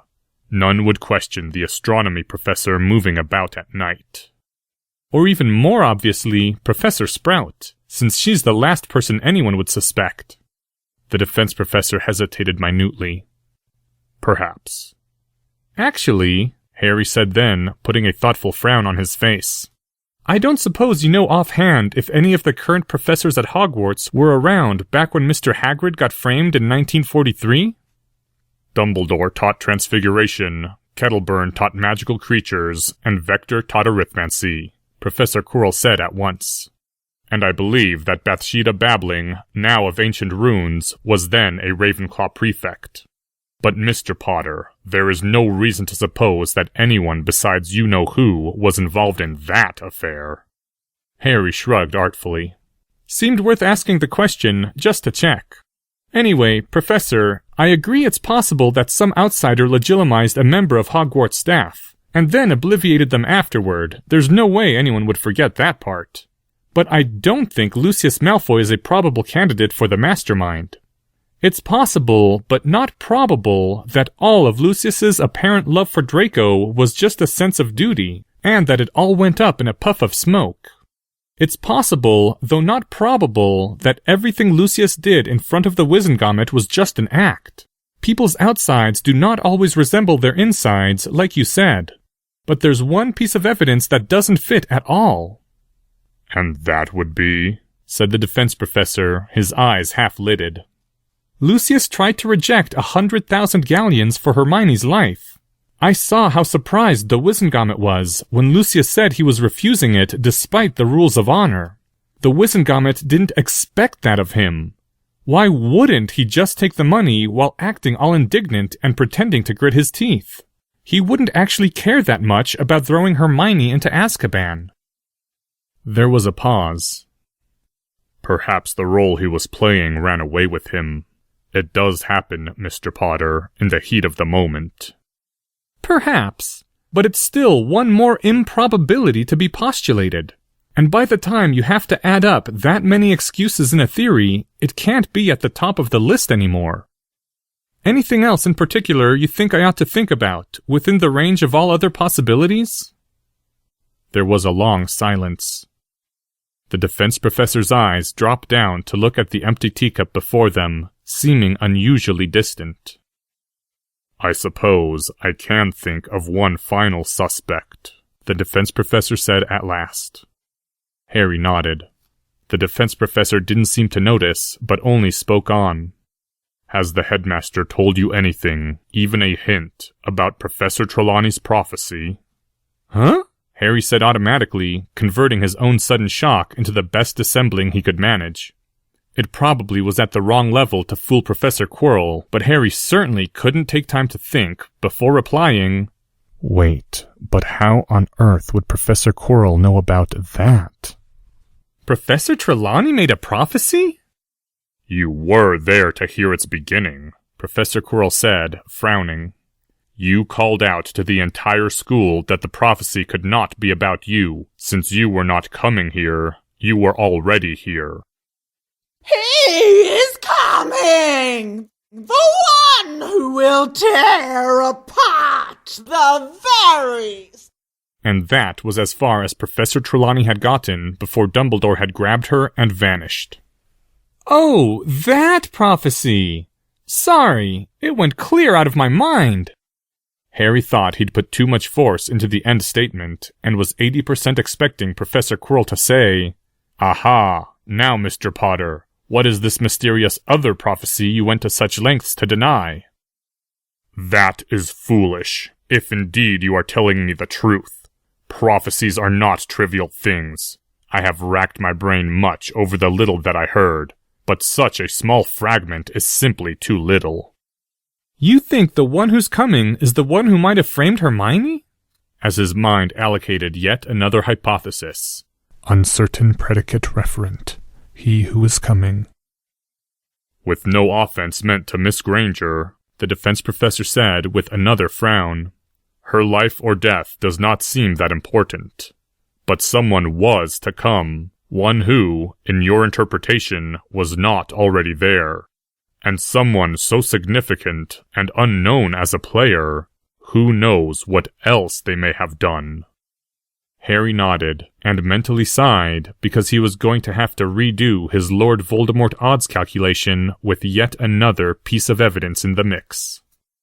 Professor Quirrell spoke with eyes half-lidded, looking out like through slits. More than the question of whom the prophecy spoke, who was meant to hear it? It is said that fates are spoken to those with the power to cause them or avert them. Dumbledore, myself, you. As a distant fourth, Severus Snape. But of those four, Dumbledore and Snape would often be in Trelawney's presence. You and I are the ones who would not have spent much time around her before that Sunday. I think it quite likely that the prophecy was meant for one of us, before Dumbledore took the prophetess away. Did the headmaster say nothing more to you? I thought I heard too much force in that denial, Mr. Potter. Honestly, no. It had honestly slipped clear out of my mind. Then I am rather put out with him. In fact, I think that I am angry. Harry said nothing. He didn't even sweat. It might have been a poor reason for confidence, but on this particular score, Harry did happen to be innocent. Professor Quirrell nodded once, sharply, as though in acknowledgement. If there is nothing more to say between us, Mr. Potter, you may go. I can think of one other suspect, someone you didn't put on your list at all. Would you analyze him to me, Professor? There was another of those moments of silence that was almost a sound in itself. As for that suspect, I think you shall have to prosecute him on your own, Mr. Potter, without help from me. I have heard such requests before, and experience leads me to refuse. Either I will do too good a job of prosecuting myself and convince you that I am guilty, or else you will decide that my prosecution was too half-hearted and that I am guilty. I will remark only this in my defense, that I would have needed a very good reason indeed to jeopardize your fragile alliance with the heir to House Malfoy.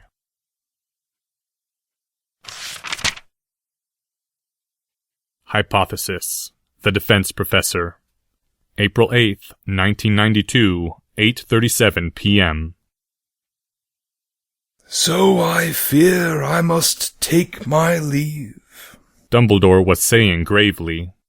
I promised Quirinus, that is to say, I promised the Defense Professor that I would not make any attempt to uncover his true identity in my own person or any other.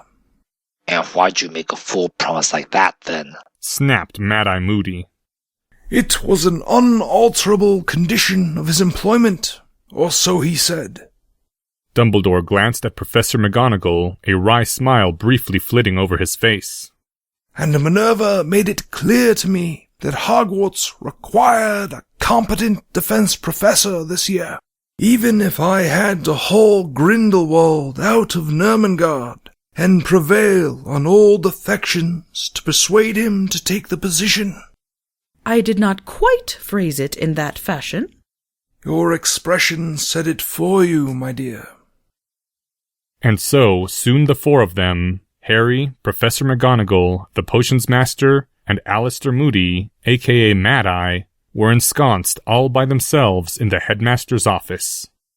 It was strange how the headmaster's office seemed unbalanced without the headmaster in it. If you didn't have the ancient wizened master to make it all seem solemn, you were just four people trying to have a serious meeting while surrounded by bizarre, noisy gadgets.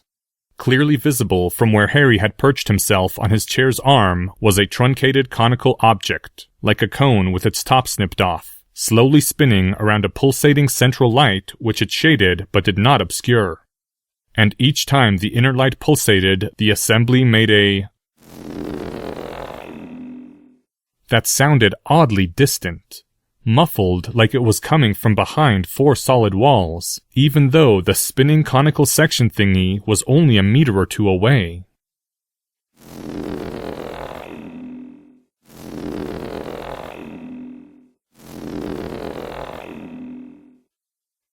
And then there were the various, still-breathing bodies of Harry Potter he'd stashed in one quiet corner, cleaning up a mess that was his own in more ways than one.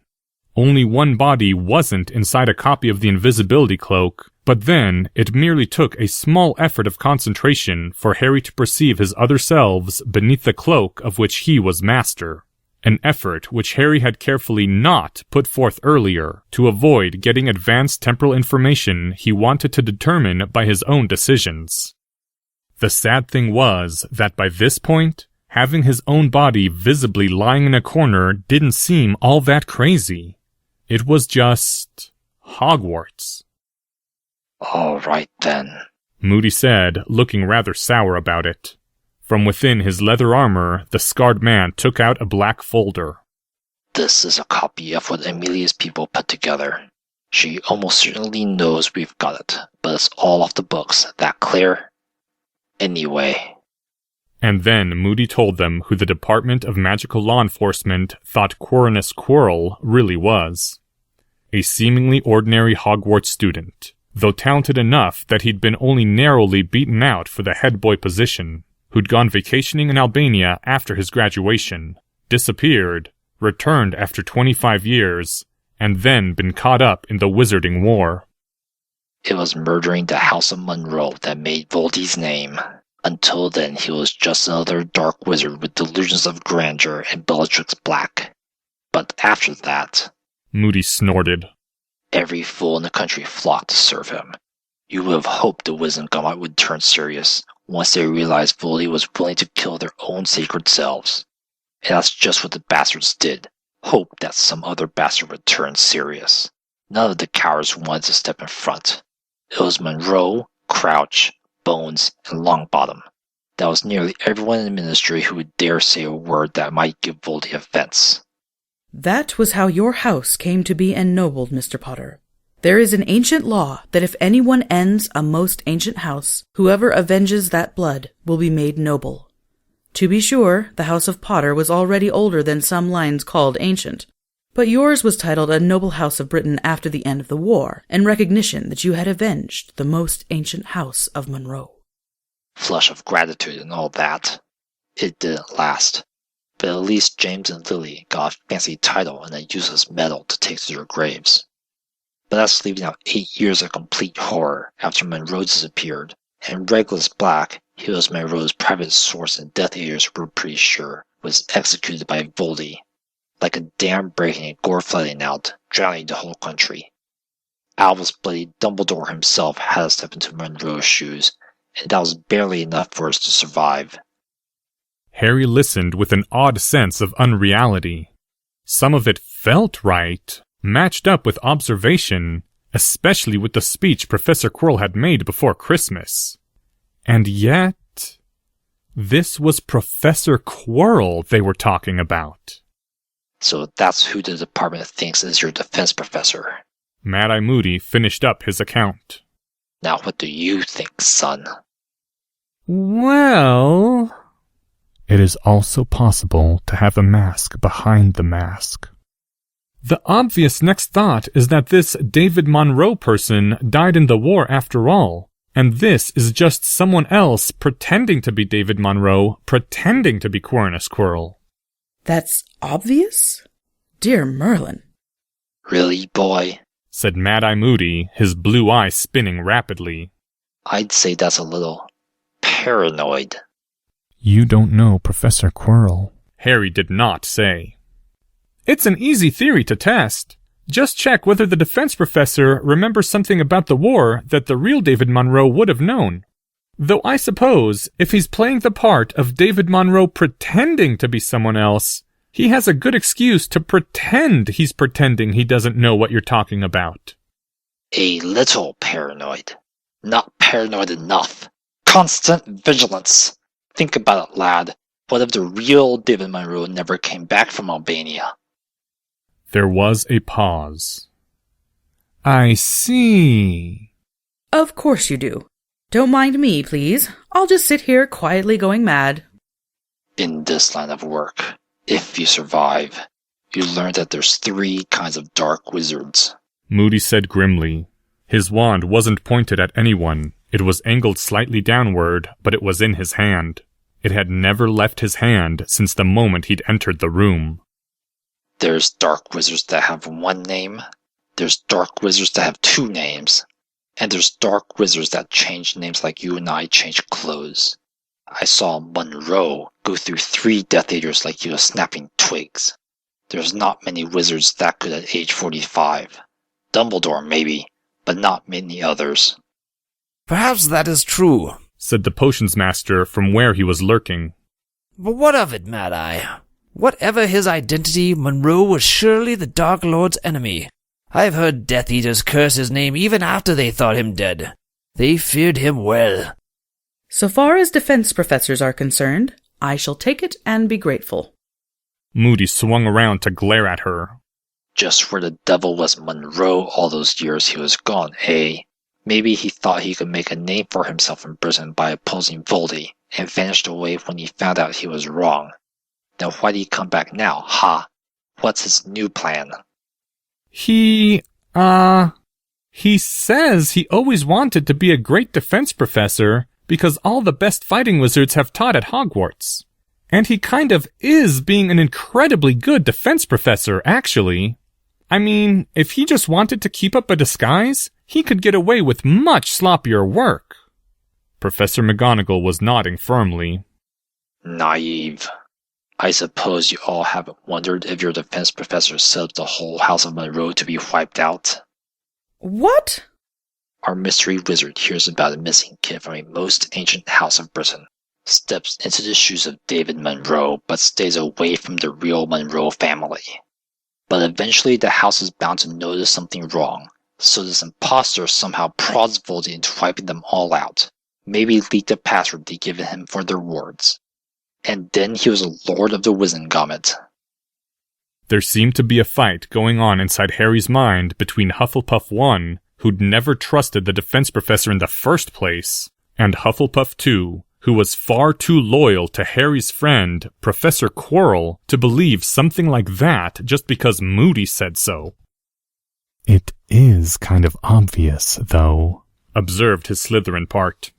I mean, do you actually believe that under natural circumstances, anyone would end up as the last heir to a most ancient house, and Lord Voldemort killed his family, and he has to avenge his martial arts sensei? If anything, I'd say he went too far over the top in setting up his new identity as the ideal literary hero. That sort of thing doesn't happen in real life. This coming from an orphan who was raised unaware of his heritage, commented Harry's inner critic, with a prophecy about him. You know, I don't think we've ever read a story about two equally destined heroes competing to see who's cliched enough to take down the villain. Yes, replied the central Harry over the distant vrooping noise in the background. It's a very sad life we lead, and you're not helping. There's only one thing to do at this point, said Ravenclaw. And we all know what it is, so why argue? But, Harry replied, how do we test experimentally whether or not Professor Quirrell is the original David Monroe? I mean, what sort of observable behaves differently depending on whether he's the real David Monroe or an imposter? What do you want me to do about it, Mad Eye? Professor McGonagall was demanding. I can't. You can, the scarred man said, glaring at her fiercely. Just fire the bloody defense professor. You say that every year. Yes, and I am always right. Constant vigilance or no, Alistair, the students must be taught. Moody snorted. Pah! I swear the curse gets worse every year, as you lot get more and more reluctant to let them go. Your precious Professor Quirrell would have to be Grindelwald in disguise to get himself sent off. Is he? Harry couldn't help asking. I mean, could he actually be? I check Grindy's cell every 2 months. He was there in March. Could the person in the cell be a ringer? I administer a blood test for his identity, son. Where do you keep the blood you use as a reference? In a safe place. Something like a smile was stretching the scarred lips. Have you considered the Auror office after you graduate? Alistair, the defense professor does have a health condition. I suppose you will call it suspicious in itself, but it is by no means certain that it will be any ill-doing on his part which prevents us from renewing his employment. Yes, his little nap times. Amelia thinks he stepped into the path of a high-level curse. Sounds to me more like a dark ritual gone wrong. You've no proof of that. That man might as well be wearing a sign saying Dark Wizard in glowing green letters over his head. Harry said. It didn't seem like an especially good time to ask what Mr. Moody thought of the "not all sacrificial rituals are evil" standpoint. Excuse me, but you said earlier that Professor Quirrell, the old David Monroe, the Monroe from the 70s. Anyway, you said that person used the killing curse. What does that imply? Does somebody have to be a dark wizard to use it? Moody shook his head. I've used it myself. All it takes is power and a certain mood. The grimacing lips were showing teeth. The first time I cast it was against a wizard named Gerald Grice. And you can ask me what he did after he graduated from Hogwarts. But why is it unforgivable, then? A cutting hex can kill someone too. So why is it any better to use a reducto instead of Avada Kedavra? Shut your mouth! Someone might take it the wrong way, you're saying that incantation. You look too young to cast it, but there's such a thing as polyjuice. And to answer your question, boy, there's 2 reasons why that spell's in the blackest book. The first is that the killing curse strikes directly at the soul, and it'll just keep going until it hits one. Straight through shields, straight through walls. There's a reason why even Aurors fighting Death Eaters weren't allowed to use it before the Monroe Act. Ah, that does seem like an excellent reason to ban... I'm not finished, son. The second reason is that the killing curse doesn't just take a powerful bit of magic. You've got to mean it. You've got to want someone dead. And not for the greater good either. Killing Grice didn't bring back Blair Roche, or Nathan Ruffus, or David Capito. It wasn't for justice, or to stop him from doing it again. I wanted him dead. You understand now, lad? You don't have to be a dark wizard to use that spell, but you can't be Albus Dumbledore either. And if you're arrested for killing with it, there's no possible defense. I see. You can't want a person dead as an instrumental value on the way to some positive future consequence. You can't cast it if you believe it's a necessary evil. You have to actually want them dead for the sake of being dead, as a terminal value in your utility function. A magically embodied preference for death over life, striking within the plane of pure life force. That does sound like a difficult spell to block.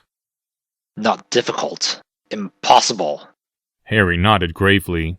But David Monroe, or whoever, used the killing curse against a couple of Death Eaters even before they wiped out his family. Does that mean he already had to hate them? Like, the martial arts story was probably true? Moody shook his head slightly. One of the dark truths of the killing curse, son, is that once you've cast it the first time, it doesn't take much hate to do it again. It damages the mind? Again, Moody shook his head. No, it's the killing that does that.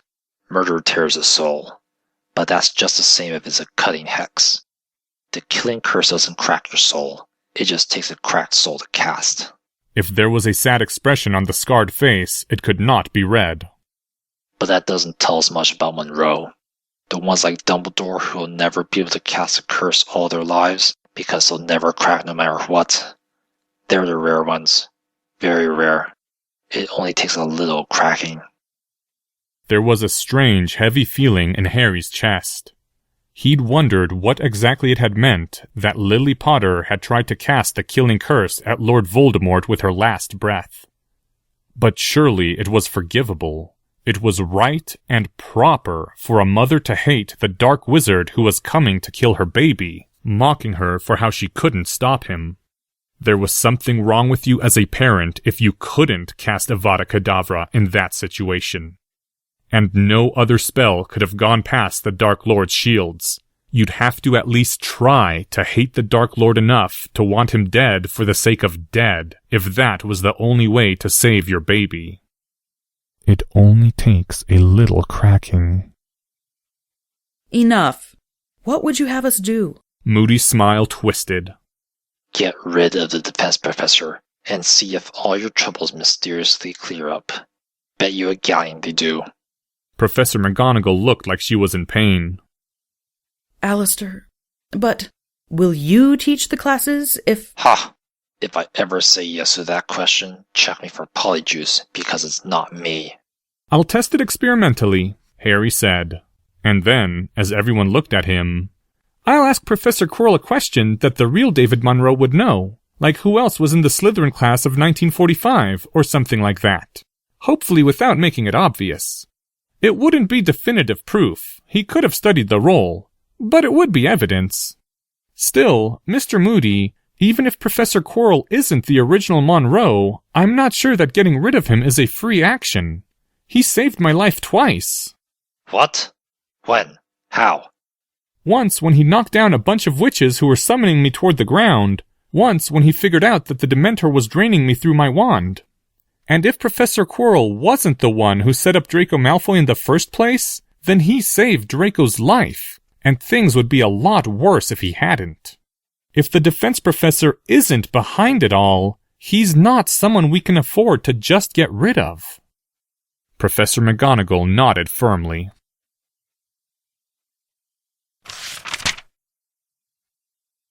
End fourth part of Chapter 86. Thank you to the following people: Mad-Eye Moody, James. Dumbledore, Drake Walker. Minerva McGonagall, read by Autumn Rachel Dryden. Severus Snape by Brian Jones. This chapter's original text, production notes, and attribution links, along with archives and much more, can be found at hpmorpodcast.com. If you would like to learn more about the art of rationality, please visit lesswrong.com, an online community of aspiring rationalists founded by Eliezer Yudkowsky. Some sound effects used are courtesy of the Free Sound Project. The music used is Catch That Goblin by Skaven. Thank you for listening, and come back next week for the conclusion to Chapter 86, Multiple Hypothesis Testing.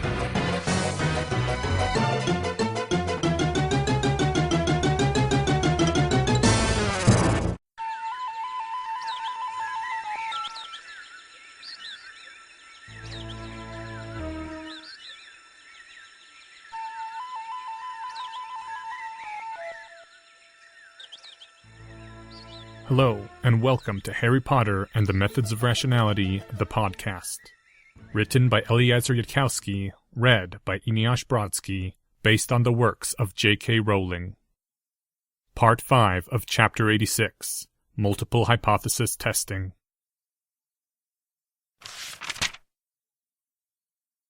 Hypothesis: Severus Snape. April 8th, 1992, 9:03 p.m. Harry and Professor McGonagall now stood on the slowly turning stairs, turning without descending. Or at least one Harry stood upon those stairs. His other three selves had been left behind in the headmaster's office. "Can I ask you a private question?" Harry said when he thought they were far enough away not to be heard. "And in particular, private from the headmaster?" "Yes," Professor McGonagall said, not quite sighing. "Though I hope you realize that I cannot do anything which conflicts with my duties." "Yes, that's exactly what I need to ask you about. In front of the Wizengamot, when Lucius Malfoy was saying that Hermione was no part of House Potter and that he wouldn't take the money, you told Hermione how to swear that oath.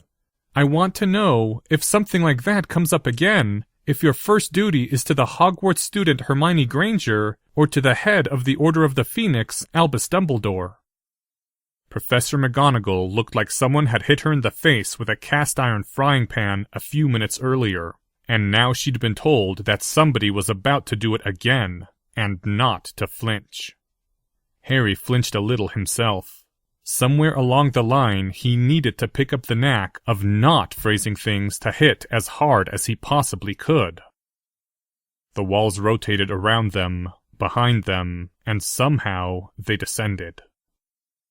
"Oh, Mr. Potter," Professor McGonagall said with a low exhalation.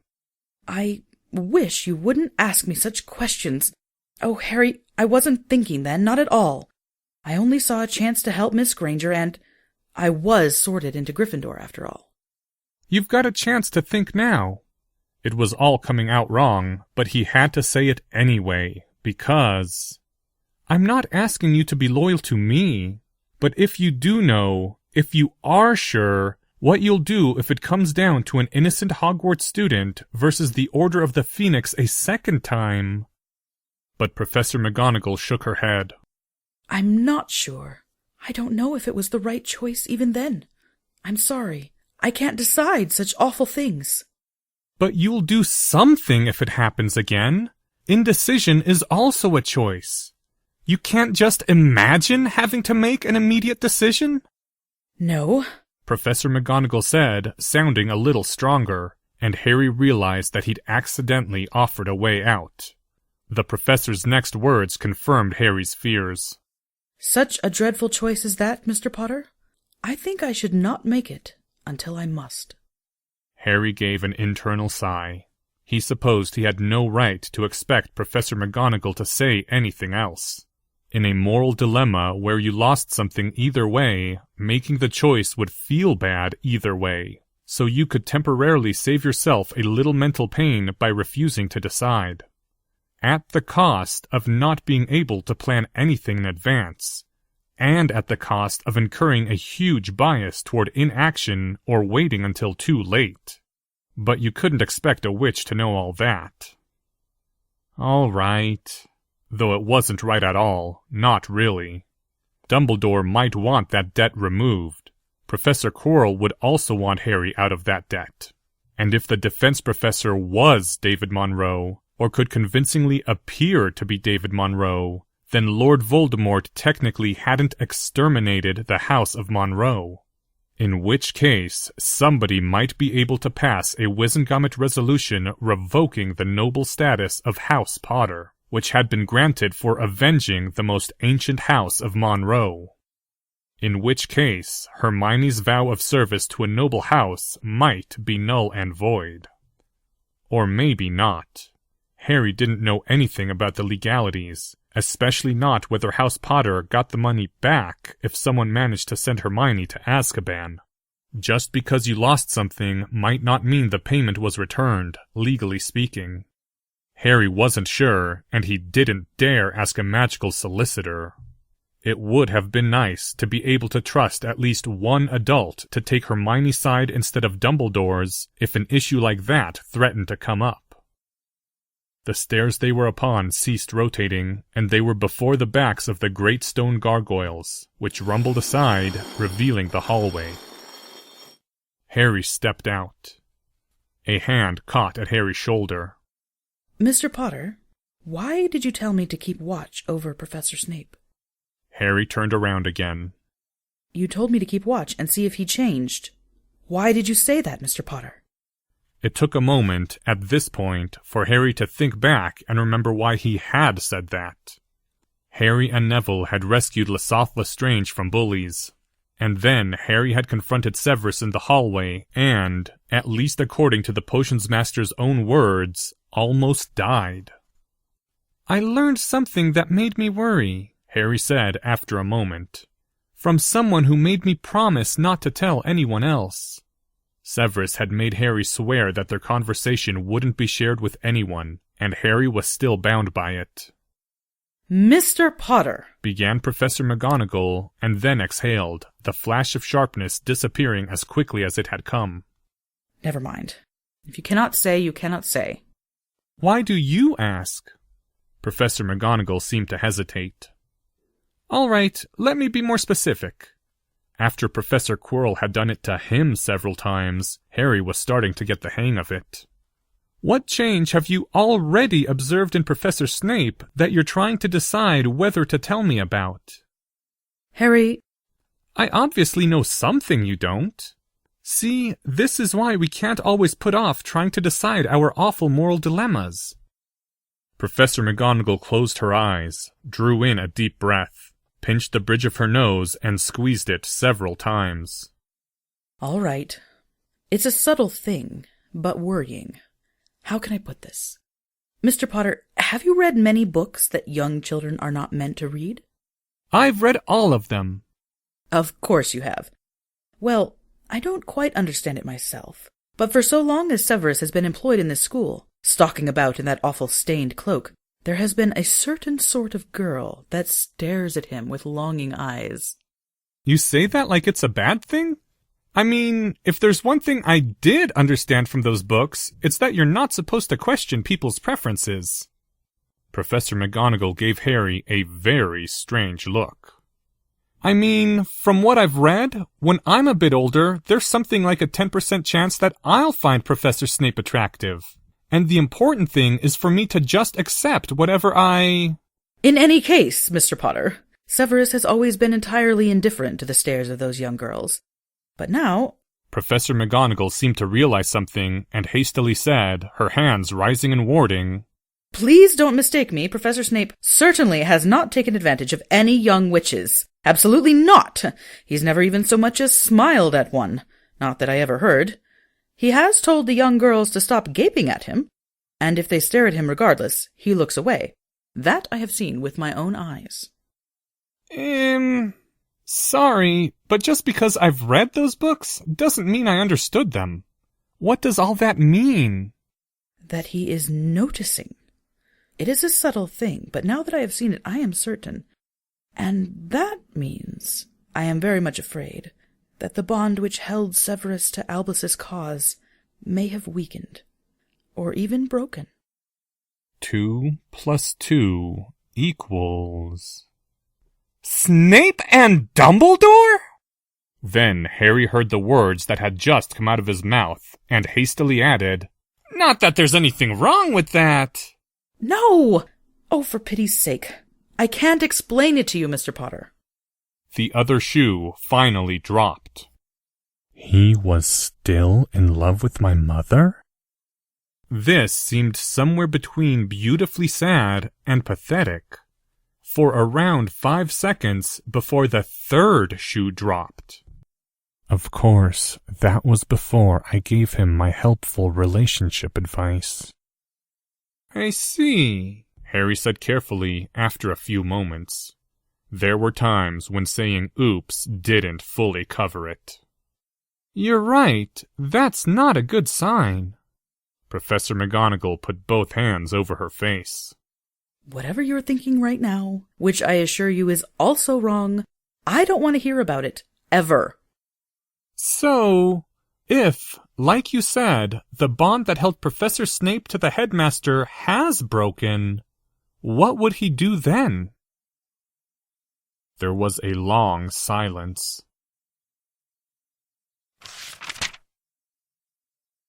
What would he do then? Minerva lowered her hands, gazing down at the upturned face of the boy who lived. One simple question shouldn't have caused her so much dismay. She'd known Severus for years, the two of them bound, in some strange way, by the prophecy they'd both heard. Though Minerva suspected, from what she knew of the rules of prophecy, that she had only overheard it herself. It had been Severus's acts which had brought about the prophecy's fulfillment.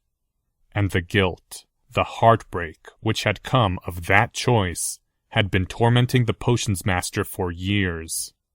She couldn't imagine who Severus would be without it. Her mind went blank, trying to imagine, her thoughts an empty parchment. Surely Severus was no longer the man he'd once been, that angry and terribly foolish young man who'd brought the prophecy before Voldemort in exchange for being admitted into the Death Eaters. She'd known him for years, and surely Severus was no longer that man. Did she really know him at all? Had anyone ever seen the real Severus Snape?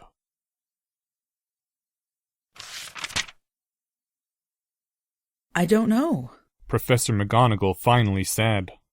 I truly don't know at all. I can't even imagine. Do you know anything of this, Mr. Potter? I think I can say that my own evidence points in the same direction as yours. I mean, it increases the probability that Professor Snape isn't in love with my mother anymore. Professor McGonagall closed her eyes. I give up. I don't know of anything wrong he's done apart from that, though. I assume the headmaster cleared you to ask me about this. Professor McGonagall looked away from him, staring at the wall. Please don't, Harry. All right, Harry said, and turned and hurried out into the hallways, hearing Professor McGonagall more slowly walking after, and the rumbling sound of the gargoyles moving into place.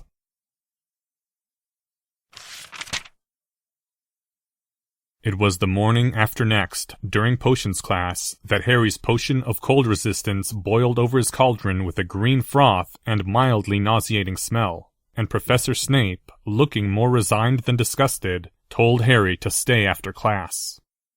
Harry had his own suspicions about this affair, and as soon as class let out, Hermione, as usual for the last few days, being the first to flee out the door swung shut and locked behind the departing students. I apologize for ruining your potion, Mr. Potter. There was upon his face the strange, sad look that Harry had seen only once before, in a hallway some time ago. It will not be reflected in your grades. Please, sit down. Harry sat back down at his desk, filling up the time by scrubbing a bit more at the green stain on the wooden surface, as the potions master incanted a few privacy spells. When the potions master was done, he spoke again. I do not know how to broach this topic, Mr. Potter, so I will simply say it. Before the Dementor, you recovered your memory of the nights your parents died. Harry silently nodded. I know it must not be a pleasant memory, but if you could tell me what happened. Why? His voice was solemn, definitely not mocking the pleading look that Harry had never expected to see from that person. I wouldn't think that would be a pleasant thing for you to hear either, Professor. The potions master's voice was almost a whisper. I have imagined it every night these last 10 years. You know, said Harry Slytherin side, it might not be such a good idea to give him closure if his guilt-based loyalties are already wavering. Shut up. Overruled. It wasn't something that Harry could actually bring himself to deny. He took one suggestion from his Slytherin side, and that was it. Will you tell me exactly how you came to learn about the prophecy? I'm sorry to make this a trade. I will tell you afterward. Only it could be really important. There is little to say. I had come to be interviewed by the deputy headmistress for the position of potions master, and so I was waiting outside the room of the Hogshead Inn when the applicant before me, Sybil Trelawney, came to seek the position of professor of divination. As soon as Trelawney finished speaking her words, I fled, forsaking my chance at Hogwarts mastery, and went to the Dark Lord. The potions master's face was drawn and tight. I did not even pause to consider why that riddle might have come to me before I sold it to another. A job interview? Where you and Professor Trelawney both happened to be applying, and Professor McGonagall was interviewing? That seems like rather a large coincidence.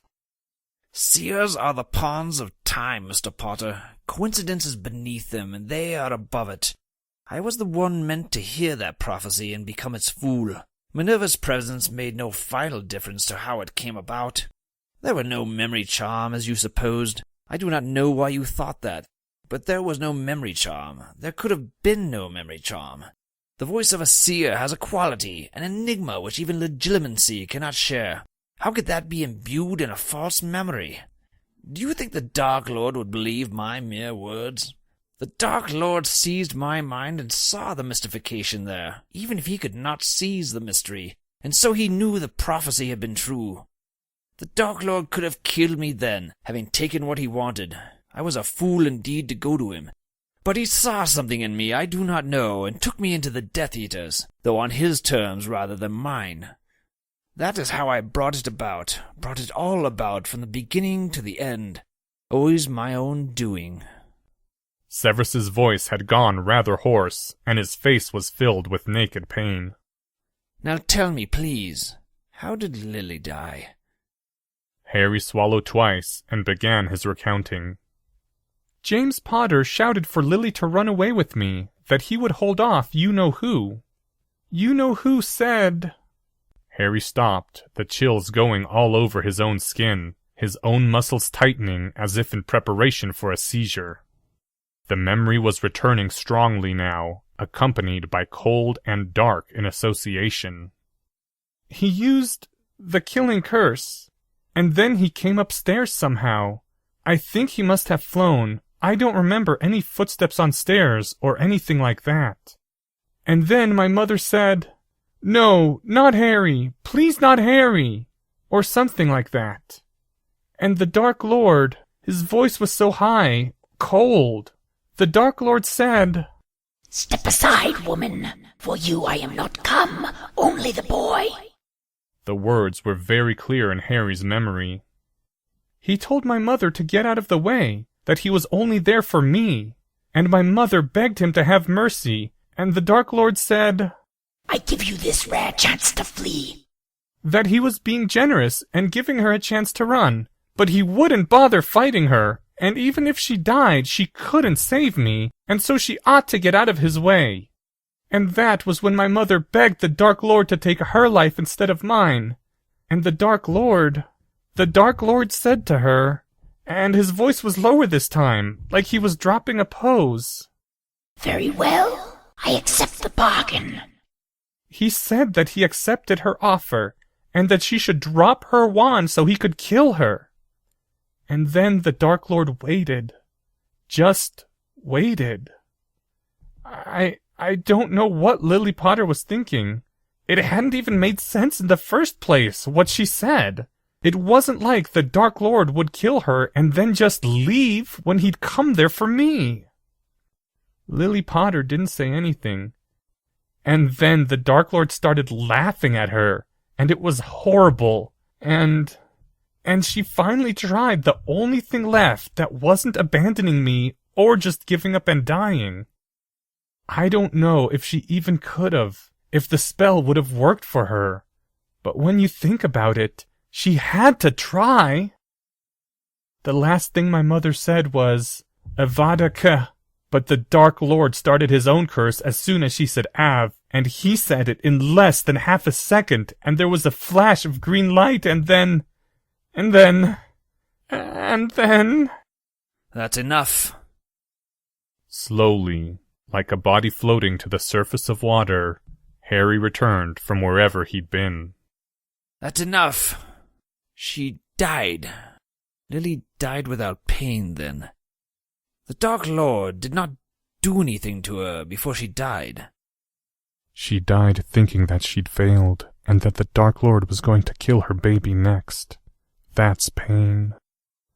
The Dark Lord didn't torture her, if that's what you're asking. Behind Harry, the door unlocked itself and swung open. Harry left. It was Friday, April 10th of 1992.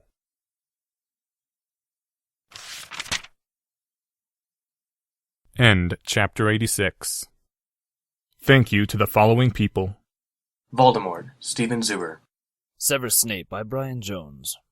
Minerva McGonagall, read by Autumn Rachel Dryden. This chapter's original text, production notes, and attribution links, along with archives and much more, can be found at hpmorpodcast.com. If you would like to learn more about the art of rationality, please visit lesswrong.com, an online community of aspiring rationalists founded by Eliezer Yudkowsky. Some sound effects used are courtesy of the Free Sound Project. The music used is Catch That Goblin by Skaven. Thank you for listening, and come back next week for the first half of Chapter 87, Hedonic Awareness.